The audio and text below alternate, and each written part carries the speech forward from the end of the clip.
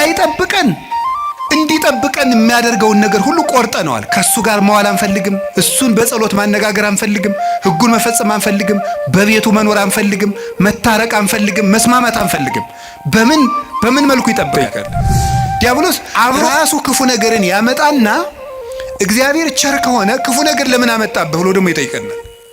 ለዚህ መልስ ያጣች ነፍስ በእግዚአብሔር ተስፋ ቆርጣ ትቆበልላለች። የሚረግሟችሁን መርቁ ብሎ ሰው ሚስቱን መውደድ ካቃተው፣ ባሏን መውደድ ካቃታት፣ እማምኑትን ውደዱ ተብሎን ክርስቲያን መውደድ ካቃተን እንዴት ብለን ነው አሁን ለክርስቶስ የምንመልስለት? ሰውን ለማዳን ወርቅ እፈልጋለሁ ቢል ኖሮ ወርቅ ስንት ሰው ይኖረዋል? እግዚአብሔር ግን ሰውን ለማዳን እስከ ውሃ ዝቅ ያለ አምላክ። አትበሉ እድሜ ለንስሐ ስጠኝ ነው የሚባለው። ወይ ጉድ! እንደዚህ ማለት ጌታ ሆይ ግደለኝ ማለት እኮ እንዲሁ ጸድቅ ያለው ማለት ነው። አስተካክለኝ፣ ጊዜ ስጠኝ፣ ቆየኝ እስካፈራ፣ አትቁረጠኝ ነው የሚባለው።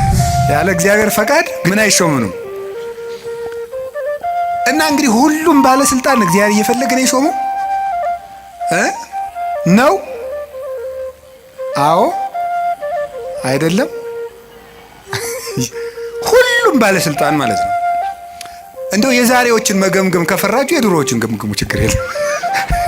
እውነቴን እኮ ነው ማለት ነው። ቢያንስ የድሮዎቹ መጥተው ምንም አያረጉንም ማለት ነው። ስላላደረገ በሬ በቃ እንዲሁ ነው ኑሮ ብሎታ ይኖራል። ምርጫ የለውም። የሚበላውም ምርጫ የለውም። ያው የተወሰነለትን እኔ ሰሞኑን ቲማቲም ልብላ ይላል በሬ ይላል። እስኪ ንገሪ፣ ኧረ እንደው ሻዩ ላይ ቅርንፉድ ጨምሩበት ይላል በሬ አለ። ምርጫ አለው። እኛ እኮ መምረጥ ስለቻልን እኮ ነው። ይሄ ደስ አይላችሁ? የምለብሰውን ይሄኛው ነው፣ ይሄ እንዲህ አይነት ሸሚዝ ደስ አይለኝም እምትል እኮ መራጭ አድርጎ ስለፈጠረ ንጉሥ አድርጎ ነው እኮ የፈጠረ። በራስ እንዴ ሁላችንም እንላለን ለገሌ ያለው እግዚአብሔር እግዚአብሔር ታውቃታለች። አቤት ስታስቀድስ ሲያስቀድስ ማንም አይቀድመውም እኮ እንላለን። ግን ለነሱ ያልሆነ አይ ቤተ ክርስቲያን እነሱም እንዲህ ነው የሆኑ እንላለን። መጽሐፍ ቅዱስ ተጣልቶ አያውቅም። መጽሐፍ ቅዱስ የተጣላ መስሎ የሚታየን እኛ ከመጽሐፍ ቅዱስ ጋር ስለተጣላን ነው ይላል። በገጠር ያሉት ያዝናሉ፣ የከተማው ሰው እንጃ ያላውቅም፣ ከተማ ስለማልኖር። እግዚአብሔር ሰይጣንን እንዲፈትነን ለምን ይፈቅድለታል ነው። እንግዲህ መቼም ትምህርት ስንማር አንዳንድ ጥያቄ መመለስ ነው ዓላማው። ሰይጣን የሚፈጥርብንን ዓላማ መመለስ ነው። እርግጠኛ ነኝ የሁላችሁም ጥያቄ ነው። ነው አይደለም? እስቲ ነው የሚል ነው። እሺ እግዚአብሔር ይስጥልን። የሁላችሁም ጥያቄ ነው። ካልሆነ እንለፈው ርስን። የሁላችሁም ጥያቄ ነው። እሺ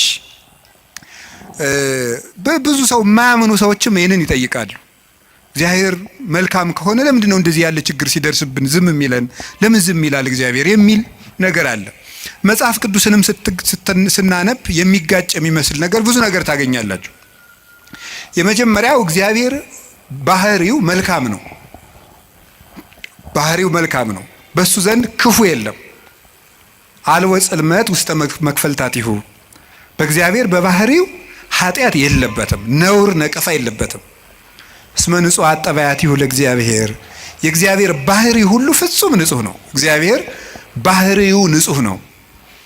ፈቃዱ ደግሞ መልካም ነው። ኄር እግዚአብሔር ለእለ ይትዔገሥዎ ወያድኅኖሙ በጊዜ ምንዳቤሆሙ። እግዚአብሔር ለሚታገሱት ሁሉ እግዚአብሔር መልካም ነው፣ በመከራ ቀንም መሸሸጊያ ነው ይላል ትንቢተ ናሆም ምዕራፍ 1 ቁጥር 7 ላይ እግዚአብሔር መልካም ነው፣ በመከራ ቀንም መሸሸጊያ ነው። እግዚአብሔር መልካም ነው፣ በመከራ ቀንም መሸሸጊያ ነው። ወምስካኢነ ውእቱ አምላኩ ለያዕቆብ፣ የያዕቆብ አምላክ መጠጊያችን ነው። ወበይንተዝ ኢንፈርህ ለማድለቅለቀት ምድር ወለመኒ ፈለሱ አድባር ውስተ ልበ ባሕር። ስለዚህ ተራሮች ተነስተው ወደ ባህር ልብ እንኳን ተነስተው ቢገቡ ወይም ቢነቀሉ አንደነግጥም፣ የያዕቆብ አምላክ መጠጊያችን ነውና። ይሄ እግዚአብሔር መልካም እንደሆነ ነው የሚያሳየው። እግዚአብሔር ያበርህ ሊተ ምንትኑ ያፈራህኒ። እግዚአብሔር ብርሃኔና መድኃኒቴ ነው፣ የሚያስፈራኝ ምንም የለም። እግዚአብሔር ምእመና ለሕይወቴ፣ እግዚአብሔር የሕይወቴ መታመኛዋ ነው። ምንም የምፈራው ነገር የለም። እመኒ ጸብአኒ ተአይን እይፈራህኒ ልብየ። ሰራዊት እንኳን ከቦ ቢወጋኝ እግዚአብሔር መታመኛዬ ነውና አልፈራም ይላል። ስለ እግዚአብሔር ብርሃን ነው፣ እግዚአብሔር መድኃኒት ነው፣ እግዚአብሔር መልካም ነው። እሱ ራሱ ኖራል አነ ውእቱ ኖላዊ ኄር ዘበአማን፣ እኔ እውነተኛ እረኛ መልካም እረኛ እኔ ነኝ ይላል። በጎ እረኛ እኔ ነኝ። እንኳን በአፋ ሆኖ መጠበቅ ይቅርና ራስን አሳልፎ በመስጠት እንኳን የሚጠብቅ እረኛ ነው እሱ። እግዚአብሔር ንጉሥ ሆኖ መጠበቁ፣ አምላክ ሆኖ መጠበቁ፣ በሰማያዊት መንግስቱ በግርማ መለኮቱ ሆኖ መጠበቁ ድንቅ ነው። ከዚያ ያለፈ ደግሞ የሚደንቀው ራሱን በመስጠት የጠበቀን እረኝነት ግሩም ነው። ለእኛ ራሱን አሳልፎ መስጠቱ። እግዚአብሔር እኔ ቸር እረኛ ነኝ ብሏል። እኔ ቸር እረኛ ነኝ፣ በጎቼም እኔን ያውቁኛል፣ ድምፄንም ይሰማሉ። በእኔ በኩል የሚገባ ይድናል። እኔ የበጎች በር ነኝ። ዘዋንተ ኀቤ ውእቱ ይድህን፣ በእኔ በኩል የሚገባ ይድናል። ይበውእ ወይወፅእ፣ ይገባል ይወጣል። ወይረክብ ምርአየ፣ መሰማሪያም ያገኛል ይላል። ስለዚህ በጎቼ እኔን ያውቃሉ፣ እኔም በጎቼን አውቃለሁ። አልቦ ዘየሐይደኒዮን እምዴ፣ በጎቼን ከእጄ የሚነጥቃቸውም ከቶ የለም ይላል። እንግዲህ እግዚአብሔር ጠባቂያችን ነው፣ እረኛችን ነው፣ መልካም ነው፣ ቸር ነው። እግዚአብሔር ሰው እንዲጠፋም አይፈልግም። ኢፈነወ እግዚአብሔር ለወልዱ ከመ ይትሐጐል ኩሉ ዓለም አላ ከመ ይሕየው፣ እግዚአብሔር ዓለሙ ሁሉ እንዲድን እንጂ እንዲጠፋ ልጁን አላከውም ይላል። እግዚአብሔር ዓለሙ ሁሉ እንዲድን ነው እንጂ እንዲጠፋ አይፈልግም። ቅድምም ብፁዕ አባታችን እንደጠቀሱልን ጢሞቴዎስ ምዕራፍ 2 ቁጥር 1 ላይ ሲናገር ዘይፈቅድ ይሕየው ኩሉ ዓለም ዘአነ ቀዳሚሆሙ ለኃጥአን፣ የኃጥአን መጀመሪያቸው የምሆን እኔንም ጨምሮ ዓለም ሁሉ እንዲድን የሚወድ እግዚአብሔር ይላል ቅዱስ ጳውሎስ። ዓለም ሁሉ እንዲድን የሚወድ እግዚአብሔር የሚወደው ዓለም ሁሉ እንዲድን ነው። ወይኩን ፈቃድከ እንላለን። ፈቃድህ በሰማይ እንደሆነች እንዲሁም በምድር ትሁን እንላለን። ቅዱስ ዮሐንስ አፈወርቄን ሲተረጉም ፈቃዱሰ ለእግዚአብሔር ድህነተ ዓለም ውእቱ ይላል። ፈቃድህ ይሁን እያልን እንጸለያለን። ፈቃዱ ምንድን ነው ይልና የእግዚአብሔር ፈቃዱ ዓለም እንዲድን ነው ይላል። ሰዎችን ሁሉ ይወዳል፣ ለፍጥረት ሁሉ ይራራል። እግዚአብሔር ፍጥረትን እግዚአብሔር እንኳን እሱ ይቅርና ቅዱሳን ቸሮች ናቸው። የቅዱሳን ቸርነት ከሰው አንሶ እስመ ነፍሰ ጻድቅ ይትራራ ላዕለ ነፍሰ እንስሳሁ፣ የጻድቅ ሰው ነፍስ ለእንስሳ እንኳን ይራራል ይላል። ጻድቅ ለእንስሳ እንኳን የሚያዝን ነው። እግዚአብሔርን ተውት። አንድ ሰው እግዚአብሔርን መምሰል ሲጀምር ለእንስሳ እንኳን የሚያዝን ይሆናል። ለእንስሳት የሚያዝን ይሆናል። ዛሬም ድረስ አሉ ለእንስሳት የሚያዝኑ። በገጠር ያሉት ያዝናሉ። የከተማው ሰው እንጃ ያላውቅም፣ ከተማ ስለማልኖር። የገጠር እናቶች ጤፍ እንኳን ሲያበጥሩ ለወፎቹ ይተውላቸዋል፣ እንዲለቅሙ ይተውላቸዋል።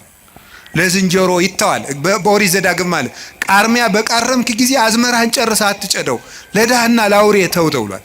ርኅራኄ የብሉይ ኪዳንም የሐዲስ ኪዳንም አስተምሮ ነው። ጥጃውን አርደህ በእናቱ ወተት አትቀቅለው ይላል። የቸርነት ስራ ነው ይሄ። ርኅሩህን ነው። በእናትና በልጅ መካከል ገብተህ ጭካኔን አታድርግ ማለት ነው። እናትና ልጅን መለየት ጭካኔ ስለሆነ እግዚአብሔር እንኳን ለሰው እናትና ልጅ ይቅርና ለእንስሳት እናትና ልጅነት የሚያዝን ርኅሩህ ነው እግዚአብሔር። ለእንስሳቱ ርኅራኄ ሰርቶላቸዋል። አህያውን ያለመጠን እንዳይጭኑት ስርዓት ሰርቷል እግዚአብሔር። በሬና በሬ እንዳይዋጋ ስርዓት ሰርቷል። አንዱ በሬ የአንዱን በሬ ወግቶ እንዳይገድል ኦሪት ዘጸአት ምዕራፍ 21 ላይ እንደተጻፈልን። ስለዚህ እግዚአብሔር ለእንስሳት እንኳን እንድናዝን ፈጥሮናል። ለሁሉ ልክ መልክ ሰጥቶ ነው የፈጠረ እግዚአብሔር። ሁሉም እንኳን እሱ የእሱ ቅዱሳን እንኳን ቅዱሳን እሱ የፈጠረው ፍጥረት እንኳን መልካም ነው። 6 ቀን የፈጠረው ፍጥረት ሁሉ ወሬ እግዚአብሔር ከመሰናይ እግዚአብሔርም ያ መልካም እንደሆነ አየ እያለን የደመደመው የፈጠረው ፍጥረት ሁሉ እግዚአብሔር መልካም ነው። እንግዲህ እግዚአብሔር መልካም ከሆነ ቸርም ከሆነ እንዳንጠፋም የሚፈልግ ከሆነ እንድንድንም የሚፈልግ ከሆነ ቸር እረኛችንም ከሆነ እሱን ከተጠጋን ምንም የሚነጥቀን ከሌለ በሱ ስም እያመንን እሱን ጥግ እያደረግን የሱን ስም እየጠራን እየጸለይን እያስቀደስን በጎ እግዚአብሔር የት ሄዶ ክፉ ይደርስብናል የሚል ጥያቄ ሁላችንም እንጠይቃለን። ዲያብሎስ ራሱ ክፉ ነገርን ያመጣና እግዚአብሔር ቸር ከሆነ ክፉ ነገር ለምን አመጣብህ ብሎ ደግሞ ይጠይቀናል። ለዚህ መልስ ያጣች ነፍስ በእግዚአብሔር ተስፋ ቆርጣ ትቆበልላለች። ለምንድን ነው እግዚአብሔር የማያዝንልኝ? አንዳንድ ጊዜ ደግሞ እንደውም በተለይ ያሁኑ ትውልድ ምን ብሎ ሊጠይቅ ይችላል? ቆይ እግዚአብሔር በእኔ ስቃይ ደስ ይለዋል ይላል። እግዚአብሔር በእኔ ስቃይ ደስ ይለዋል ወይ? ለምንድን ነው እኛ ስንሰቃይ ዝም የሚለው የሚል ጥያቄ እዚሁ ጋር የሚያያዝ አንድ የመጽሐፍ ቅዱስ ጥቅስ ላንሳላችሁ። አነ ውእቱ ፈጠርኩ ብርሃነ ወገበርኩ ጽልመተ። ብርሃንን የፈጠርኩ እኔ ነኝ፣ ጨለማንም የሰራሁ እኔ ነኝ። አመጽ ሰላመ እፈጥር ሰላመ ወእገብር እኪተ። ሰላምንም አመጣለሁ ክፋትንም እፈጥራለሁ። አነ እግዚአብሔር ፈጠርኩ ዘንተ ኩሎ። እኔ እግዚአብሔር ሁሉንም ይሄንን ፈጠርኩ ይላል ትንቢተ ኢሳይያስ ምዕራፍ 45 ቁጥር 6 ላይ እኔ እግዚአብሔር ሰላምን አመጣለሁ ክፋትን እፈጥራለሁ፣ ብርሃንንም ፈጥሬያለሁ ጨለማንም ፈጥሬያለሁ ይላል። እዚያ ላይ እግዚአብሔር መልካም ነው አለ። አሁን ደግሞ እዚህ ላይ እኔ እግዚአብሔር ክፋትን እፈጥራለሁ ይላል። እግዚአብሔር ክፋትን ይፈጥራል? ምን ትላላችሁ? እንዴ እፈጥራለሁ ያለ እኮ ራሱ ነው። እግዚአብሔር ራሱ ነው እኔ ክፋትን እፈጥራለሁ። እኔ እኮ መጽሐፍ ቅዱስ ላይ ነው የጠቀስኩት። እግዚአብሔር እንደዚህ ብሏል፣ እግዚአብሔር ክፋትን እፈጥራለሁ ብሏል ይላል። ምን ትላላችሁ? እኔ ክፋትን የምፈጥር አምላክ ነኝ ይላል። እኔ ሰላምንም አመጣለሁ ጦርነትን የማመጣው እኔ ነኝ ይላል። ከዚያ መልሶስ ደግሞ ምን ይላል? ደግሞ መልእክተ ያዕቆብ ምዕራፍ 1 ቁጥር 3 ላይ እያሜክር እግዚአብሔር በእኩይ ይላል። እግዚአብሔር በክፉ ማንንም አይፈትንም ይላል። እንዴት ያለ ነገር ነው! እግዚአብሔር በክፉ ማንንም አይፈትንም። ኢሳይያስ ላይ ደግሞ እኔ እግዚአብሔር ክፋትን እፈጥራለሁ። አልተጋጨም? ተጋጭቷል? እሺ አልተጋጨም። አንስታሴዎስ የሚባል ሊቅ ምን ብሎ ይናገራል? መጽሐፍ ቅዱስ ተጣልቶ አያውቅም። መጽሐፍ ቅዱስ የተጣላ መስሎ የሚታየን እኛ ከመጽሐፍ ቅዱስ ጋር ስለተጣላን ነው ይላል። አንተ ከመጽሐፍ ጋር ስትታረቅ መጻሕፍት ተጣልተው አያውቁም ብሎ ይናገራል። ስለዚህ እግዚአብሔር መልካም ነው። እስቲ እግዚአብሔር መልካም ነው በሉ። እግዚአብሔር ቸር ነው በሉ። ሰው ሁሉ እንዲድን ይፈልጋል፣ ይረዳናልም። ልብ በሉ። እንዲያውም ምንድን ነው የሚለው? ወይ ፈቅድ ምክንያት ለድኂን። እግዚአብሔር ሰውን ለማዳን ምክንያት ይፈልጋል። ሰውን ምክንያት ፈልጎ ነው የሚያድን እንጂ ቆይ እስቲ በገሌ በምን ልፍረድበት አይደለም የሚለው። የሚያድን ነገር ከዚህ ሰውዬ ምን ላግኝ፣ እንዲያው ምን አይቼ ልማረው ነው የሚለው እንጂ እግዚአብሔር እንዲያው በገሌ በምን ልፍረድ ይችንም ልመዝግብ አይደለም የሚለው።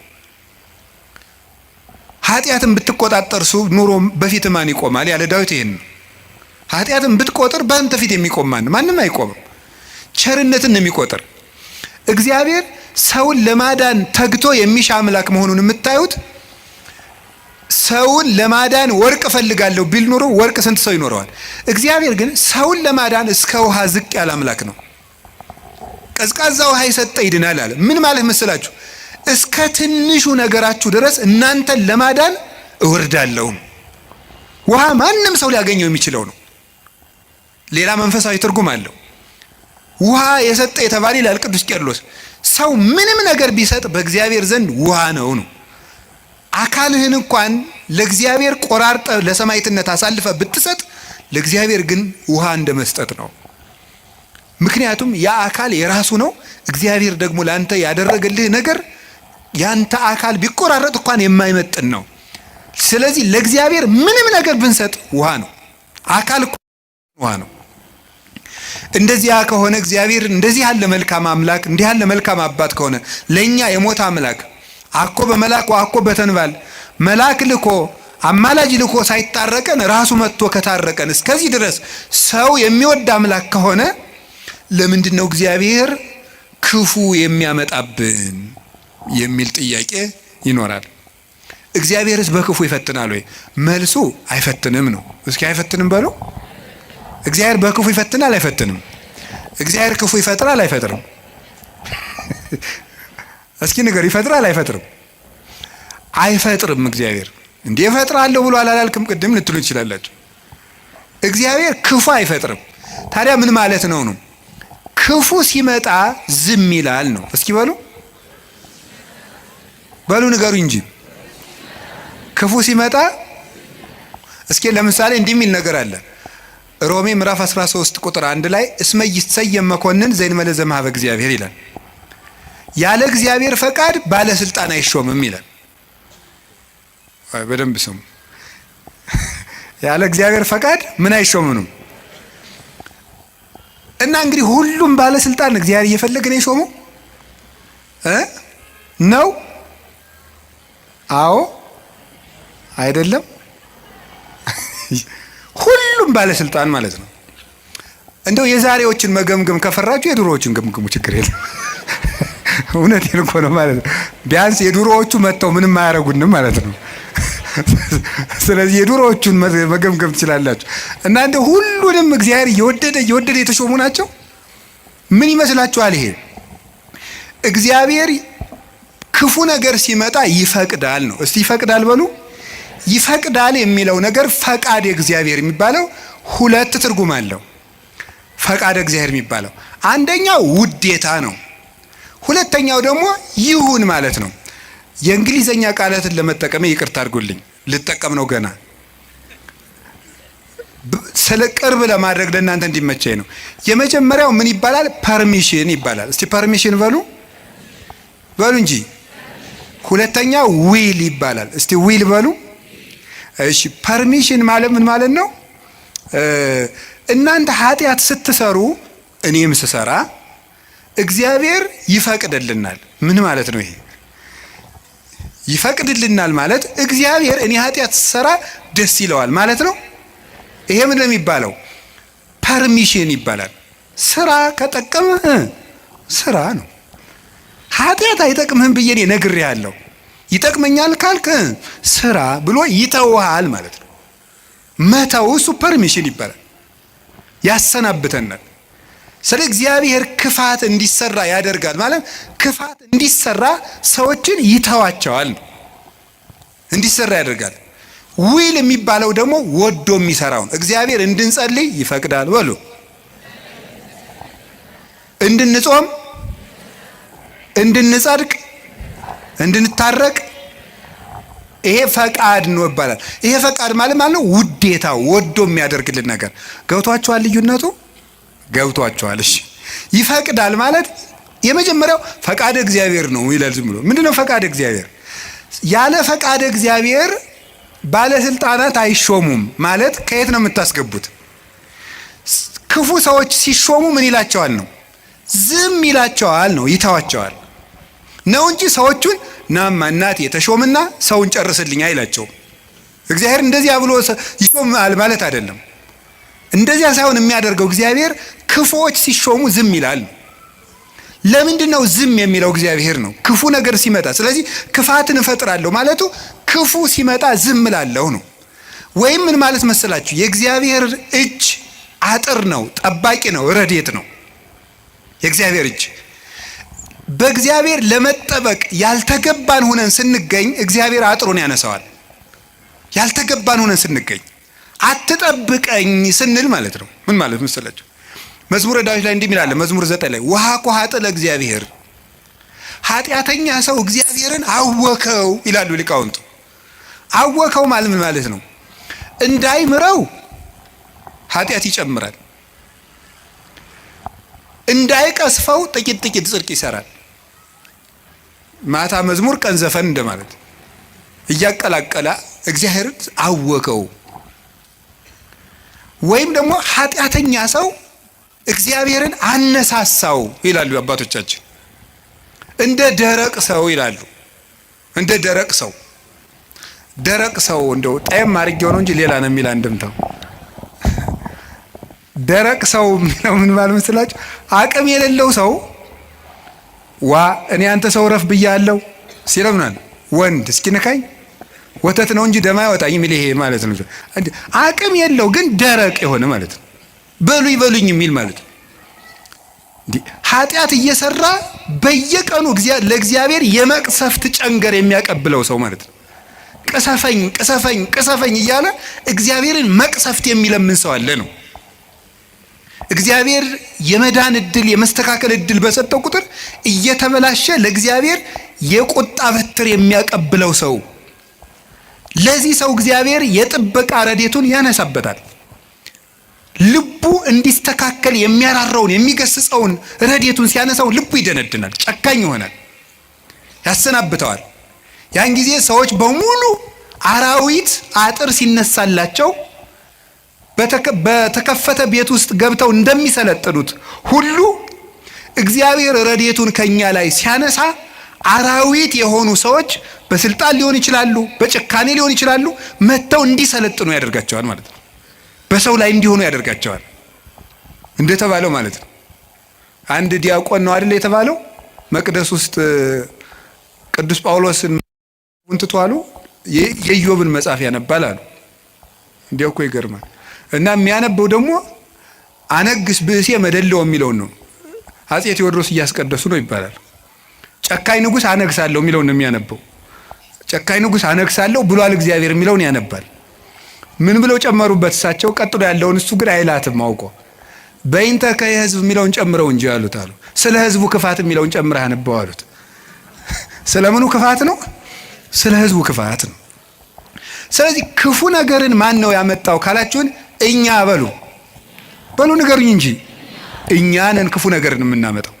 እግዚአብሔር ክፉ ነገርን አመጣለሁ ማለት ክፉ ነገር ሲመጣ ዝም እላለሁ፣ አሰናብተዋለሁ ማለት ነው። ፈርዖን በእስራኤል ላይ እንዲሰለጥን ዝም እለዋለሁ ነው፣ አሰለጥነዋለሁ። ለምንድን ነው እግዚአብሔር ክፉ ነገር እንዲመጣብን የሚፈቅድ? አይወደንም፣ ይወደናል። አይፈልገንም፣ ይፈልገናል። አያዝንልንም፣ ያዝንልናል። እና ግንሳ ምን ሆነ? እንዳይጠብቀን እንዲጠብቀን የሚያደርገውን ነገር ሁሉ ቆርጠነዋል። ከሱ ጋር መዋል አንፈልግም። እሱን በጸሎት ማነጋገር አንፈልግም። ሕጉን መፈጸም አንፈልግም። በቤቱ መኖር አንፈልግም። መታረቅ አንፈልግም። መስማማት አንፈልግም። በምን መልኩ ይጠብቀን? አብሮን ቢኖር ክፉ አይደርስብንም። አብሮን እንዳይኖር ደግሞ ቤታችን ቆልፈናል። እኔ በደጅ ቁሜ አንኳኳለሁ፣ የሚከፍትልኝ ቢኖር ራት እበላለሁ ብሏል። የምንከፍተው እኮ ደጃፋችን መስኮታችን አይደለም፣ ልብ ነው ደጅ ያለው። ያን መክፈት ይጠበቅብናል።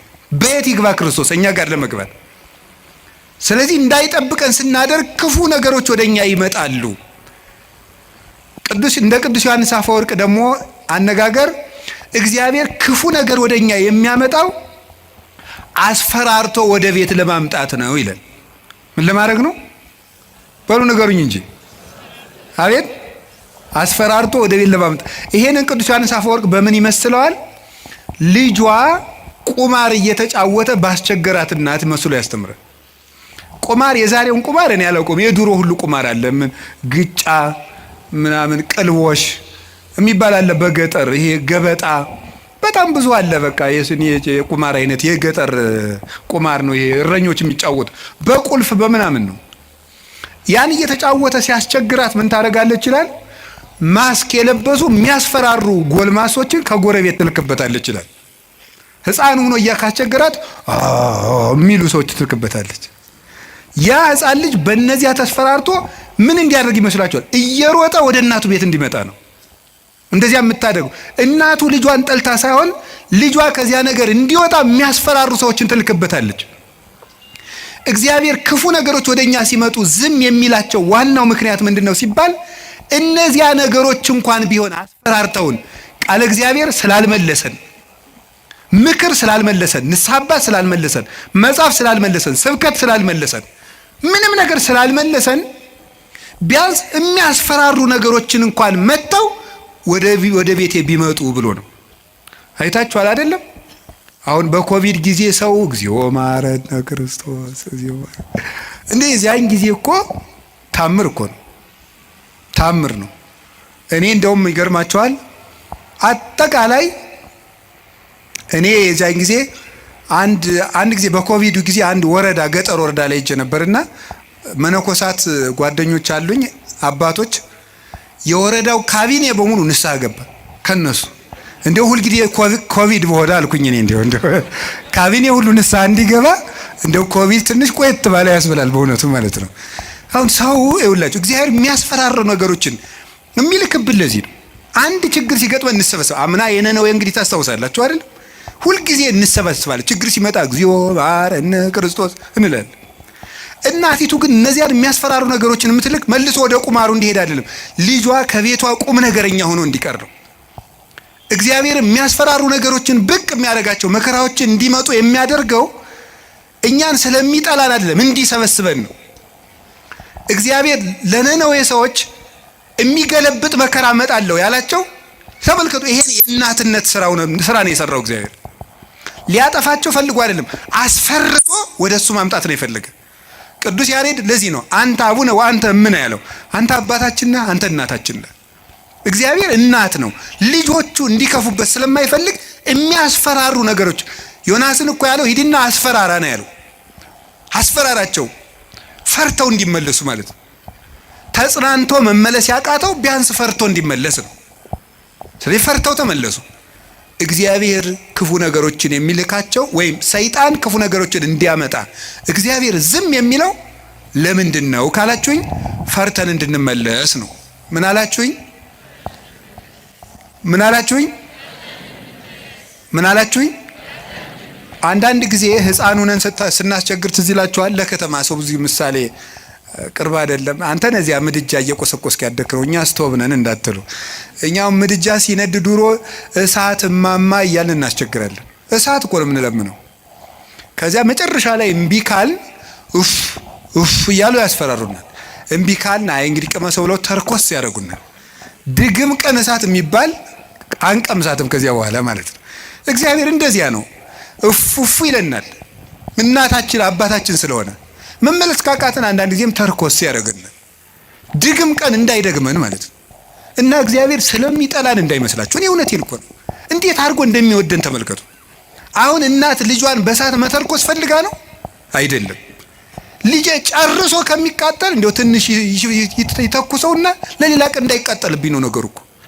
እግዚአብሔር ጋነም እንዳይበላን እኮ ነው ትንንሽ ነገሮችን የሚተረኩሰን። ገንዘቦቻችን በማሳጣት ዘመድ እንዲሞትብን፣ ጓደኛ እንዲለየን በማድረግ ከሹመት እንዲሻሩ፣ እንድናጣ፣ እንድንዋረድ፣ ኃጢአት ስንሰራ የሚያዋርዱንን ሰዎች በመላክ ሰዎች እንዲደርሱብን በማድረግ በማጋለጥ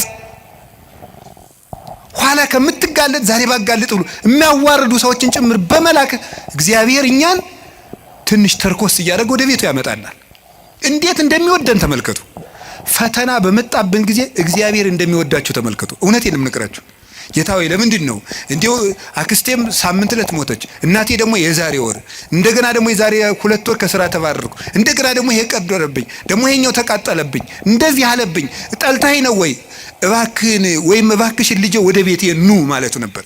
እንዲህ አድርገህ ትፈልገኛለህ ወይ?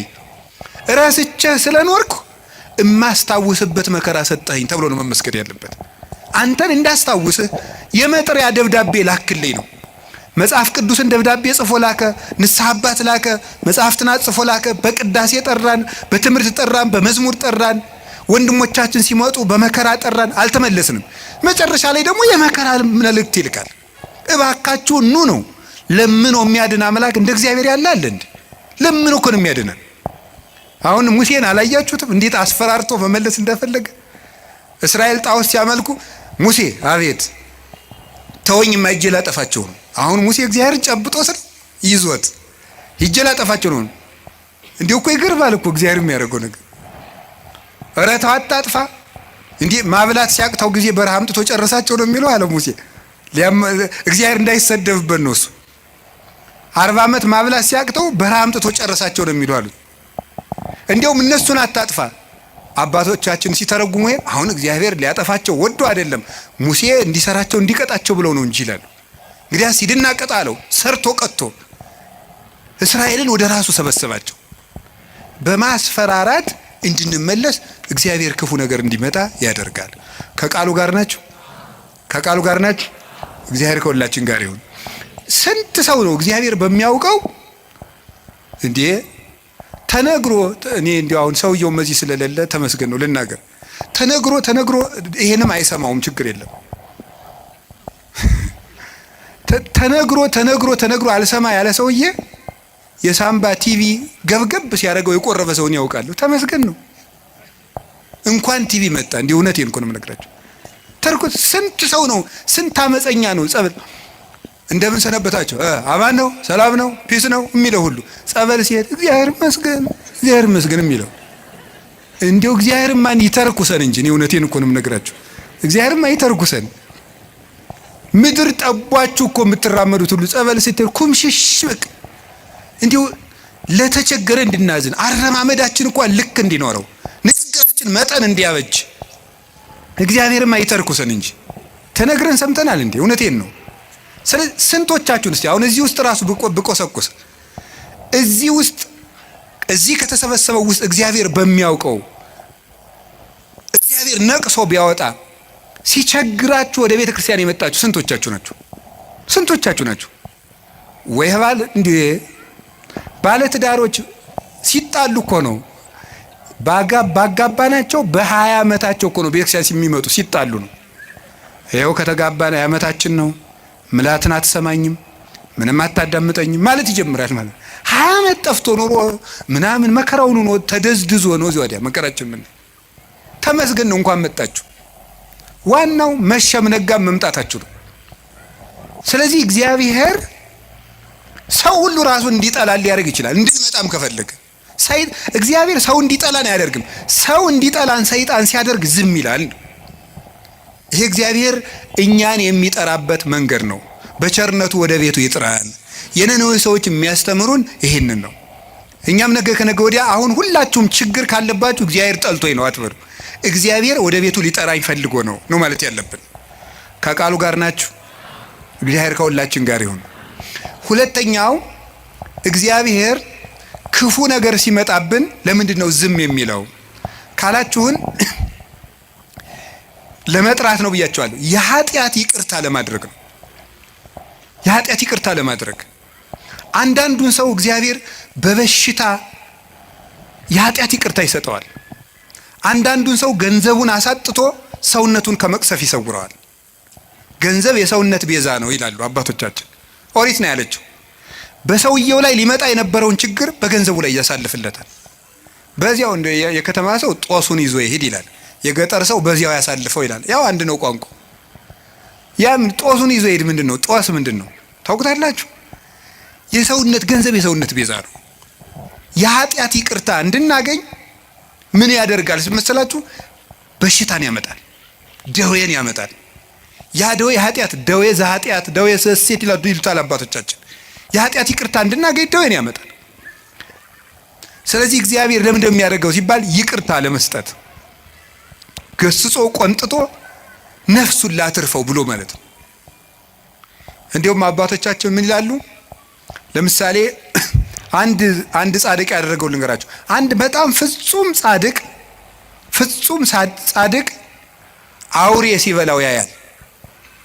አውሬ በልቶት ሳይቀበር ሲቀር፣ ሰውን ሁሉ የሚያስለቅስ ባለጸጋ ደግሞ በጥሩ አቀባበር ሲቀበር፣ እንደው ሰው ሁሉ አጅቦ ሲቀበር ያያል። እንደ እግዚአብሔር ሆይ እሱን ያገለገለህን ሰው አውሬ በልቶት እንዲሞት ታደርጋለህ፣ ቀማኛውን በስርዓት እንዲቀበር ታደርጋለህ። ፍርድህ ምንድን ነው አለው።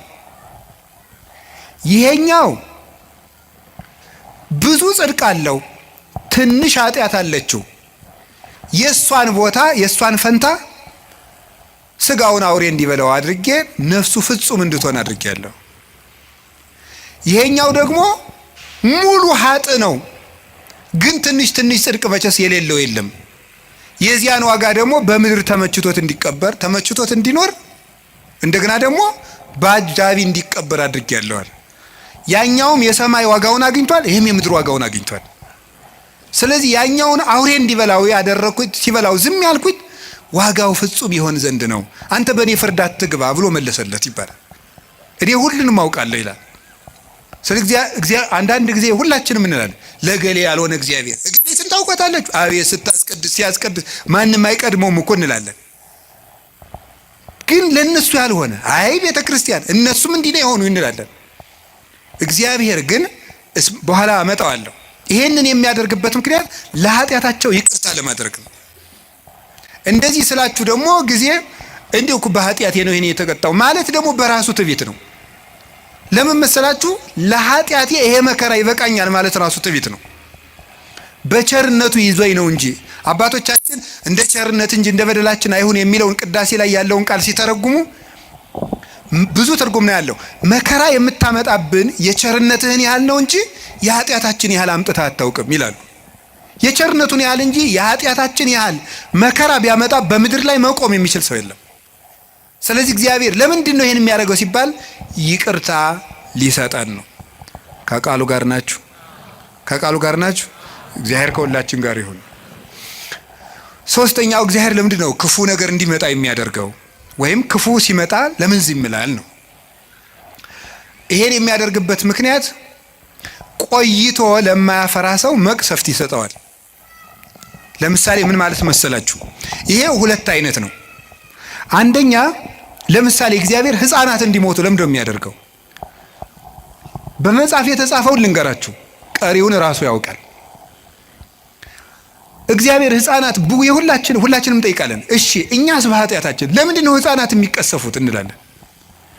ያን የሚያደርግበት ምክንያት ማለት ነው ምንድነው? መጨረሻቸው መልካም እንደሆኑ የሚያውቃቸውን ሕፃናት መጨረሻቸው መልካም እንደሆኑ ያወቃቸውን ሕፃናት ከክፉ ዘመን ሳይጨምራቸው በጊዜ ይወስዳቸዋል።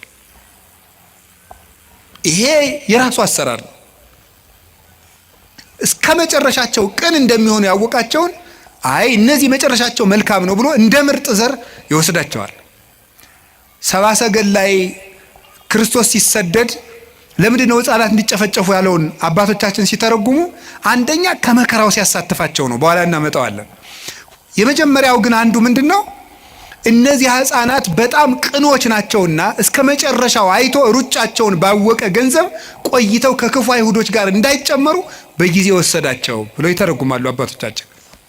ስለዚህ ቆይቶ የሚከፋ ከሆነ ከነ መልካምነቱ በጊዜ ይወስደዋል። አንዱ እሱ ነው። መልካምን ሰው ቆይቶ እንዳይበላሽ ይወስደዋል ከቅንነቱ አንጻር። ሁለተኛ ደግሞ ቢቆይም በመቆየቱ ራሱም ከመጎዳት ሰውም ከመጉዳት በቀር መልካም ነገር የማያደርገውን ደግሞ በጊዜ ያነሳዋል። ይህንም ደግሞ ይቀስፈዋል። መቆየቱም የማይጠቅመው አለ። ደግሞ እንደዚህ ስላችሁ ጊዜ እንደው ጌታ ሆይ እኔ መቆየቴ አይጠቅመኝ ዛሬ አንሳኝ እንዳትሉ። እንደው እኮ ሰው እኮ የሰው ነገር መቼም ሰው የሚነግሩትን ትቶ ያልነገሩትን ነው የሚይዝ። እንደሱ እያልኩኝ አይደለም። እንደሱ አትበሉ፣ እድሜ ለንስሐ ስጠኝ ነው የሚባለው። ወይ ጉድ! እንደዚህ ማለት ጌታ ሆይ ግደለኝ ማለት እኮ እንዲሁ ጸድቅ ያለው ማለት ነው። አስተካክለኝ፣ ጊዜ ስጠኝ፣ ቆየኝ እስካፈራ፣ አትቁረጠኝ ነው የሚባለው። ግደለኝ ማለት አይቻልም። እንደ ቅዱስ ጳውሎስ ያለ ሰው ነው ወደ ክርስቶስ ልሄድ እናፍቃለሁ ማለት የሚችል። ስለዚህ እግዚአብሔር ቆይቶ ለምንድን ነው እንደው እገሌ ለምን ተቀሰፈ እገሌ ምንም እንዲህ አለ የማይቆየውን ሰው እንደውም ቆይቶ ቢያንስ እንኳን በቅዱሳን ምልጃ እንኳን ትንሽ ምሕረት እንዳያገኝ የእግዚአብሔርን ቸርነት ጨርሶ ተቃውሞ ከምሕረት በር ውጪ በር እንዳይዘጋበት የሚያስምር ነገር ሳለው እንኳን እንደው ትንሽ ይወስደዋል። እንደገና ደግሞ ስለ ፍትህም ይወስደዋል። በመቆየቱ ሰዎች ብዙ የሚጎዱ ከሆነ ስለ ፍትህ ይነቅለዋል። ያንን እንደ ፈርዖን ያለውን ፍትሁን ያሳየዋል። እግዚአብሔር ምሕረቱን ላልተጠቀመ ሰው ፍትህ ይሰጠዋል፣ ፈታሂነትም ስላለው። ከዚህ የተነሳ ፈርዖንን አነሳው። እንዲያውም አባቶቻችን ምን ይላሉ? ፈርዖንን በባህር ውስጥ የጣለ በሉ እስቲ ምሕረቱ ለዘላለም ነውና በሉ እስቲ። እንዴት ነው ይሄ ነገር? ፈርዖንን በባህር ውስጥ የጣለ ይሄ ነገር አይጋጭም? ፈርዖንን በባህር ጥሏል ብሎ ሲያበቃ ከዛ ምሕረቱ ለምንድን ነው? እንዴት ያለ ምሕረት የዘላለም ምሕረት ነው አይመስላችሁም? ጥያቄ ሆኖባቸው ያውቁ ምን ማለት ነው? ፈርዖን ቢቆይ ኑሮ ለአንደኛው ደግሞ በእግዚአብሔር ከዚያ የባሰ የሚያስመጣበትን ነገር ይሰራል እና እንዲያው ባህር ውስጥ መክተቱ ምሕረት ነው ይላል። ቸር ስለሆነ ነው እንኳን ከተተው ባህር ውስጥ ማለት ነው። ከዚያ የባሰ ምን ሊመጣበት ኑሯል ብትሉኝ እግዚአብሔር ያውቃል፣ እኔ አላውቅም። እግዚአብሔር የባሰ ነገር እንዳንገባ እንደው ወደ አንዱ ጉድጓድም ቢሆን ተገፍተን እንድንገባ ያደርጋል እግዚአብሔር። ስለዚህ ለፈርዖንም ቸር ነው ማለት ነው እግዚአብሔር። እስቲ እግዚአብሔር በሉ። ለፈርዖንም ምንድን ነው? ቸር ነው። ያረገለትን አላያችሁም እንዴ? አድርጎለታል እኮ በአንበጣ እየቀጣ በዝንብ እየቀጣ በውሃ እየቀጣ በጓጉንቸር እየቀጣ በልጅ ሞት እየቀጣ አሳይ በከብት ሞት እየቀጣ በረዶ በደረቅ በጋ እያወረደ ከሳት ጋር አሳየው። 10 ቸርነት እኮ ያደረገልን 10 ቸርነት አድርጎ እግዚአብሔር አንድ መቅሰፍት ነው ያመጣ። እሱም ቸርነት ነው ሊቃውንቱ ያሉ። እሱም ቸርነት ነው። ፈርዖን መቆየቱ የባሰ ከእግዚአብሔር ጋር እየታገለ እንዳይማር ይሆናል ይሉ የለ አባቶቻችን። እግዚአብሔር አዳምን እንዲው ገነት ውስጥ እንዲው ቢተወው ኖሮ ይላሉ አባቶቻችን ብለን ብንጠይቅ ሲመልሱ እግዚአብሔር እንዲው አዳምን ይወደዋል እንዲው ቢተወው ኑሮ ገነት ውስጥ እንዲው ባያስወጣው መልሱ ምን የሚሉት አበው ሲናገሩ አዳም ገነት ውስጥ ቢቆይ ኑሮ አይ እግዚአብሔር እኮ እኔን ከገነት እኮ ያላስወጣኝ ከኔ የበለጠ ፍጥረት ስለማያገኝ ስለሚወደኝ ነው። አያገኝማ ከኔ የተሻለ እንዴት ያስወጣኛል ብሎ የባሰ እግዚአብሔር እንዳይምረው ይሆን ነበር ነው። እንዳይምረው ይሆን ነበር። እግዚአብሔር እኔ ስለማስፈልገው ነው ያላስወጣኝ ብሎ የእግዚአብሔርን ቸርነት በመገዳደር አዳም ምሕረት እንዳያገኝ ይሆን ነበር። እንዳይሆን እግዚአብሔር በልወት ተቆይና ምርሃለሁ አለው። እግዚአብሔር እንኳንስ ከሌላው ነገር እንኳንስ ከቤታችን ይቅርና ከገነት እንኳን ሲያስወጣ በቸርነት ነው የሚያስወጣው። እንዳንበላሽበት ነው። የማይቆነጠጥ ልጅ የሰው ልጅ ነው ይላል ቅዱስ ጳውሎስ። የጎረቤት ልጅ ነው የሚቆጥ። የራስ ልጅ ይቀጣል። እግዚአብሔር ልጆቹ ስለሆነ ይቀጣል። ልጅ ደግሞ ይቀጣል። ለነገሩ ያሁን ልጅ አይቀጣም። ድሮ እንቀጣ ነበር። እንዲሁ ቤተሰቦቻችን ሩቅ አገር ሲሄዱ ድሮ ከጎረቤት ጥለውን ይሄዳሉ። ከጎረቤት ንሱ ልጄን አቆዩ ተብለን ከዚያ በኋላ የሆነ ነገር ከተቆጡን ሄደን ከተዘጋው ከእናት አባታችን ቤት ቁጭ እንላለን። እነዚያ ጎረቤቶች ምን እንደሚሉ ታውቃላችሁ? የሰው ልጅ መሆንህን ለማሳወቅ ነው አይደል እዚህ ሄድከው፣ ልጅ ብትሆን ኑሮ አትሄድም ነበር ይላሉ። የሰው ልጅ ነው ሲቆጡት የሚጠፋ። የራስ ልጅ ግን እየተቆጡት በቤት ነው የሚኖረው። የሚቆጡት ልጅ ነው። እግዚአብሔር ቅዱስ ጳውሎስ ስለዚህ ነው ዕብራውያን 12 ላይ ካልተቆጣችሁማ ልጅ አይደላችሁም ካልተገሰጻችሁ ብሎ ይነገራል። እና እግዚአብሔር የሚያደርገው ለክፎች ለበጎች ፍትህ እንዲያገኙ፣ ክፎች ደግሞ በመቆየታቸው ስለማይጠቀሙ ይሄን ያደርጋል። ለክፎች ደግሞ ለምን ዘመን ይሰጣቸዋል? ንስሐ እንዲገቡ። ይሄን በማድረግ ነው። ከቃሉ ጋር ናችሁ። ስለዚህ እግዚአብሔር ክፉ ነገር እንዲመጣ የሚያደርገው በዚህ ምክንያት ነው። ሌላ የተወሰኑ ነጥቦችን ልንገራችሁ። አሁን ይሄ ለምን ክፉ ነገር እንዲመጣ ያደርጋል እግዚአብሔር ነው። አሁን ወደ ርዕሳችን ልመልሳችሁ። እግዚአብሔር ለምን ሰይጣን እንዲፈትነን ምን ይልለታል ነው? ይፈቅድለታል ነው። የመጀመሪያው ነፃ ፈቃድ ስለሰጠን ነው። እስቲ ነፃ ፈቃድ ስለሰጠን በሉ። ምን ነፃ ፈቃድ ስለሰጠን ወይም ሰው ስለሆን ነው እንድንፈተን የፈቀደው እግዚአብሔር። ሰይጣን እንዲፈትነን ለምን ይፈቅዳል ሲባል ሰው ስለሆን። ይሄ ማለት ምን ማለት እንደሆነ ታውቃላችሁ? እግዚአብሔርን ስለምንመስል ነው። ኦሪት ዘፍጥረት ምዕራፍ 1 ቁጥር 26 ላይ እንደተጻፈው እግዚአብሔር እኛን የፈጠረን በአርአያውና በመልኩ ነው። በአርአያውና በመልኩ ነው። በአርአያውና በመልኩ ማለት ራሱን የቻለ ብዙ ነገር ነው ያለው። በመልኩ ፈጠረን ከምንልባቸው መንገዶች አንዱ ምንድነው ይመስላችኋል? በአርአያ በምሳሌ ፈጠረ አንዱ እግዚአብሔር የወደደውን ለማድረግ አስገዳጅ የሌለው ነው። እግዚ ዘይግዕዝዎ ነው። ነፃ የማያወጡት ንጉስ ነው። ገዥ የለበትም፣ አስገዳጅ የለበትም። እግዚአብሔር የፈቀደውን ሲሰራ አስገዳጅ እንደሌለበት የሰው ልጅም የፈቀደውን እንዲሰራ አስገዳጅ ሊኖርበት አይገባም። መምረጥ አለበት። ለምን? እግዚአብሔርን መምሰል የሚችል መምሰል የተሰጠው ምርጫ ያለው ውድ ፍጡር ነው። ትልቅ ፍጡር ነው። አንዱ ትልቅነታችን መምረጥ መቻላችን ነው። መምረጥ ካልቻልን እንስሳ ነን ማለት ነው። አውሬ ነን፣ ድንጋይ ነን ማለት ነው። ወይም እንጨት ነን፣ ወይም ይሄ ጠፈር ነን፣ ወይም ፀሐይ ነን። ፀሐይ ምርጫ የላትም። ጨረቃ ምርጫ የላትም። ከዋክብት ምርጫ የላቸውም። እጽዋት ምርጫ የላቸውም። አንበሳ፣ ዘንዶ፣ አውሬ፣ በግ፣ ከብት ምርጫ የላቸውም። ሰው ምርጫ ያለው ትልቅ ፍጡር ነው። በምርጫችንም እግዚአብሔርን እንመስላለን። ስለዚህ ክፉ ነገር እንዲመጣ ያደረገው መምረጥ የምትችል ልዩ ፍጡር ነህ፣ የመምረጥ ችሎታ ሰጥቻለሁ ነው። ያንን ለማክበር ነው። ወረሳ ያላቲ ከመትግበር ፈቃዳ እንዘ አልቦ ዘይሄይላ ማንም ሳያስገድዳት ነፍስን የወደደችውን እንድትሰራ ስልጣን ሰጣት ይላል መቅደመ ወንጌል ላይ። የሰው ነፍስ ማንም ሳያስገድዳት የፈለገችውን እንድትሰራ ምርጫ ሰጥቷታል። ስለዚህ እግዚአብሔር እኛ እኮ ምርጫ መስጠቱ እሱንም እንድንመርጥ፣ ክፋትንም እንድንመርጥ፣ በጎንም እንድንመርጥ፣ መወሰን እንድንችል ውሳኔ የመወሰን ስልጣን የተሰጠን ልዩ ፍጡሮች መሆናችንን ለማመልከት ፈቃዳችንን ለማክበር ስልጣን ለመስጠት ክፉም እንዲመጣ ወደኛ ፈቀደ፣ በጎም ወደኛ እንዲመጣ ፈቀደ ማለት ነው። እንዲህ ይላል ኦሪት ዘዳግም ምዕራፍ 30 ቁጥር 19 ላይ አሰም ለከ ሰማየ ወምድረ ወእሰሚ በቅድሜከ ሕይወተ ወሞተ በረከተ ወመርገመ ህረያ ለሕይወት ከመትሄው አንተይ ወዘርእከ።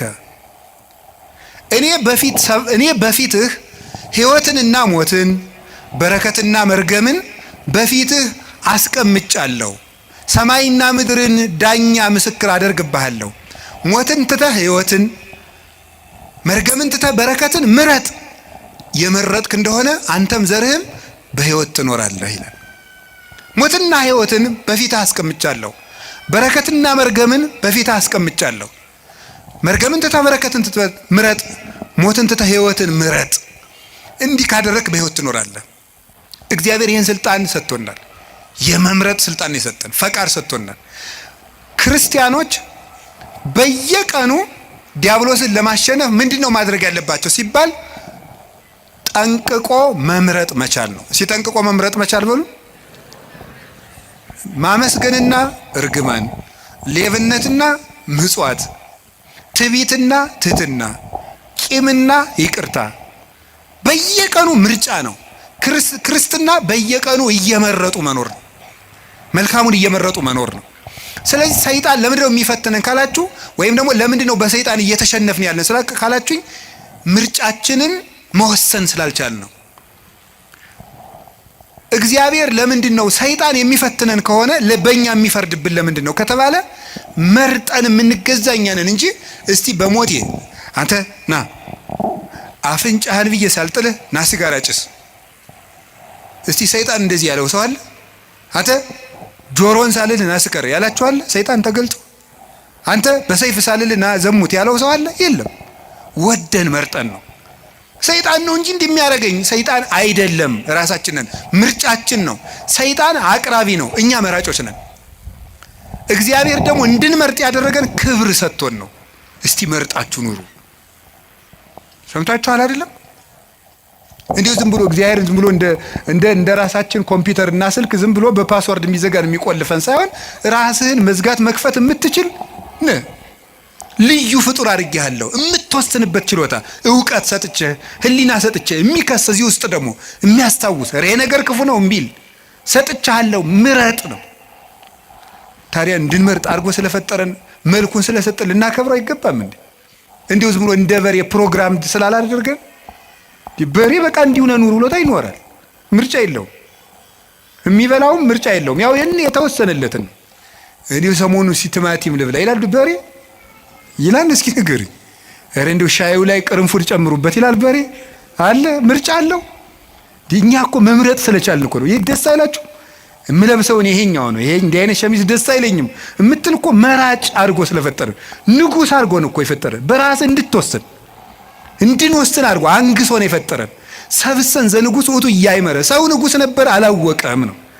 ማንም ሳይወስንበት የሰው ልጅ ሕይወቱን እንዲወስን እግዚአብሔር ስልጣን ሰጥቶታል። የመለኮት ተሳታፊ ነው። ሱታፊ አምላክ አለው። እግዚአብሔርን ይመስላል። እግዚአብሔር ሳያስገድደው በከመ ፈቀደ ይገብር ወበከመ ሀሌ ይፈጽም አልቦ ዘይብሎ ምን ተገበርከ ዘንታ ይሰምከው ዘንታ ሰነይከ። እግዚአብሔር እንደወደደ እንዲወስን፣ ሰው እንደወደደ እንዲወስን ፈጥሮታል። ከቃሉ ጋር ናችሁ? ከቃሉ ጋር ናችሁ? ስለዚህ አሁን ሁላችሁም ሰይጣን እኛን እየገዛን ያለ በምንድን ነው ካላችሁ፣ ነፃ ፈቃዳችንን ተጠቅሞ እስኪ በሉ። አቤት። እንዲያውም አንድ ቅዱስ ዮሐንስ አፈወርቅ የሚለዋል እንዴ፣ ውብ ሴት ባየ ጊዜ እግዚአብሔርን ለምን ውብ አድርጎ ፈጠረ ትላለህ እንዴ ይላል።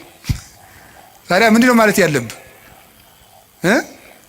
የራስህን ፈቃድ ተቆጣጠር እንጂ እግዚአብሔር ለምን ውብ አድርጎ ፈጠረ ትላለህ እንዴ? ብረቱ ላይ ሄደህ እጅ ቢቆረጥ እግዚአብሔር ለምን ብረት ፈጠረ ትላለህ? ራስህ ባለማስተዋል ተቆርጠህ ማለት። ሰይጣንን የሚቀልድብን በምንድን ነው ካላችሁ በፈቃዳችን ነው። አሁንም ቢሆን በዚህ ዘመን የተሳሳቱ ስብከቶች አሉ። ሰይጣን ማንኛውም ሰው ላይ አለ የሚል ስብከት የለም። ሰይጣን ማንኛውም ሰው እየገዛው ነው፣ አይገዛውም። ነፃ ፈቃድህን ከተጠቀምክ ሰይጣን አይገዛችሁም። ፈቃድ እኔ ሰይጣንን አለ ይሁን ምን አለ መሰላችሁ? ቅዱስ ያዕቆብ ሲናገር ያዕቆብ ምዕራፍ 4 ቁጥር 4 እስከ 6 ሲናገር ምን አለ? ኦሆ በልወ ለእግዚአብሔር እንብየ በልወ ለጋኔን ወይርቅ እምኔክሙ። እግዚአብሔርን እሺ በሉት ጋኔንን እምቢ በሉት ከእናንተም ይርቃል ይላል።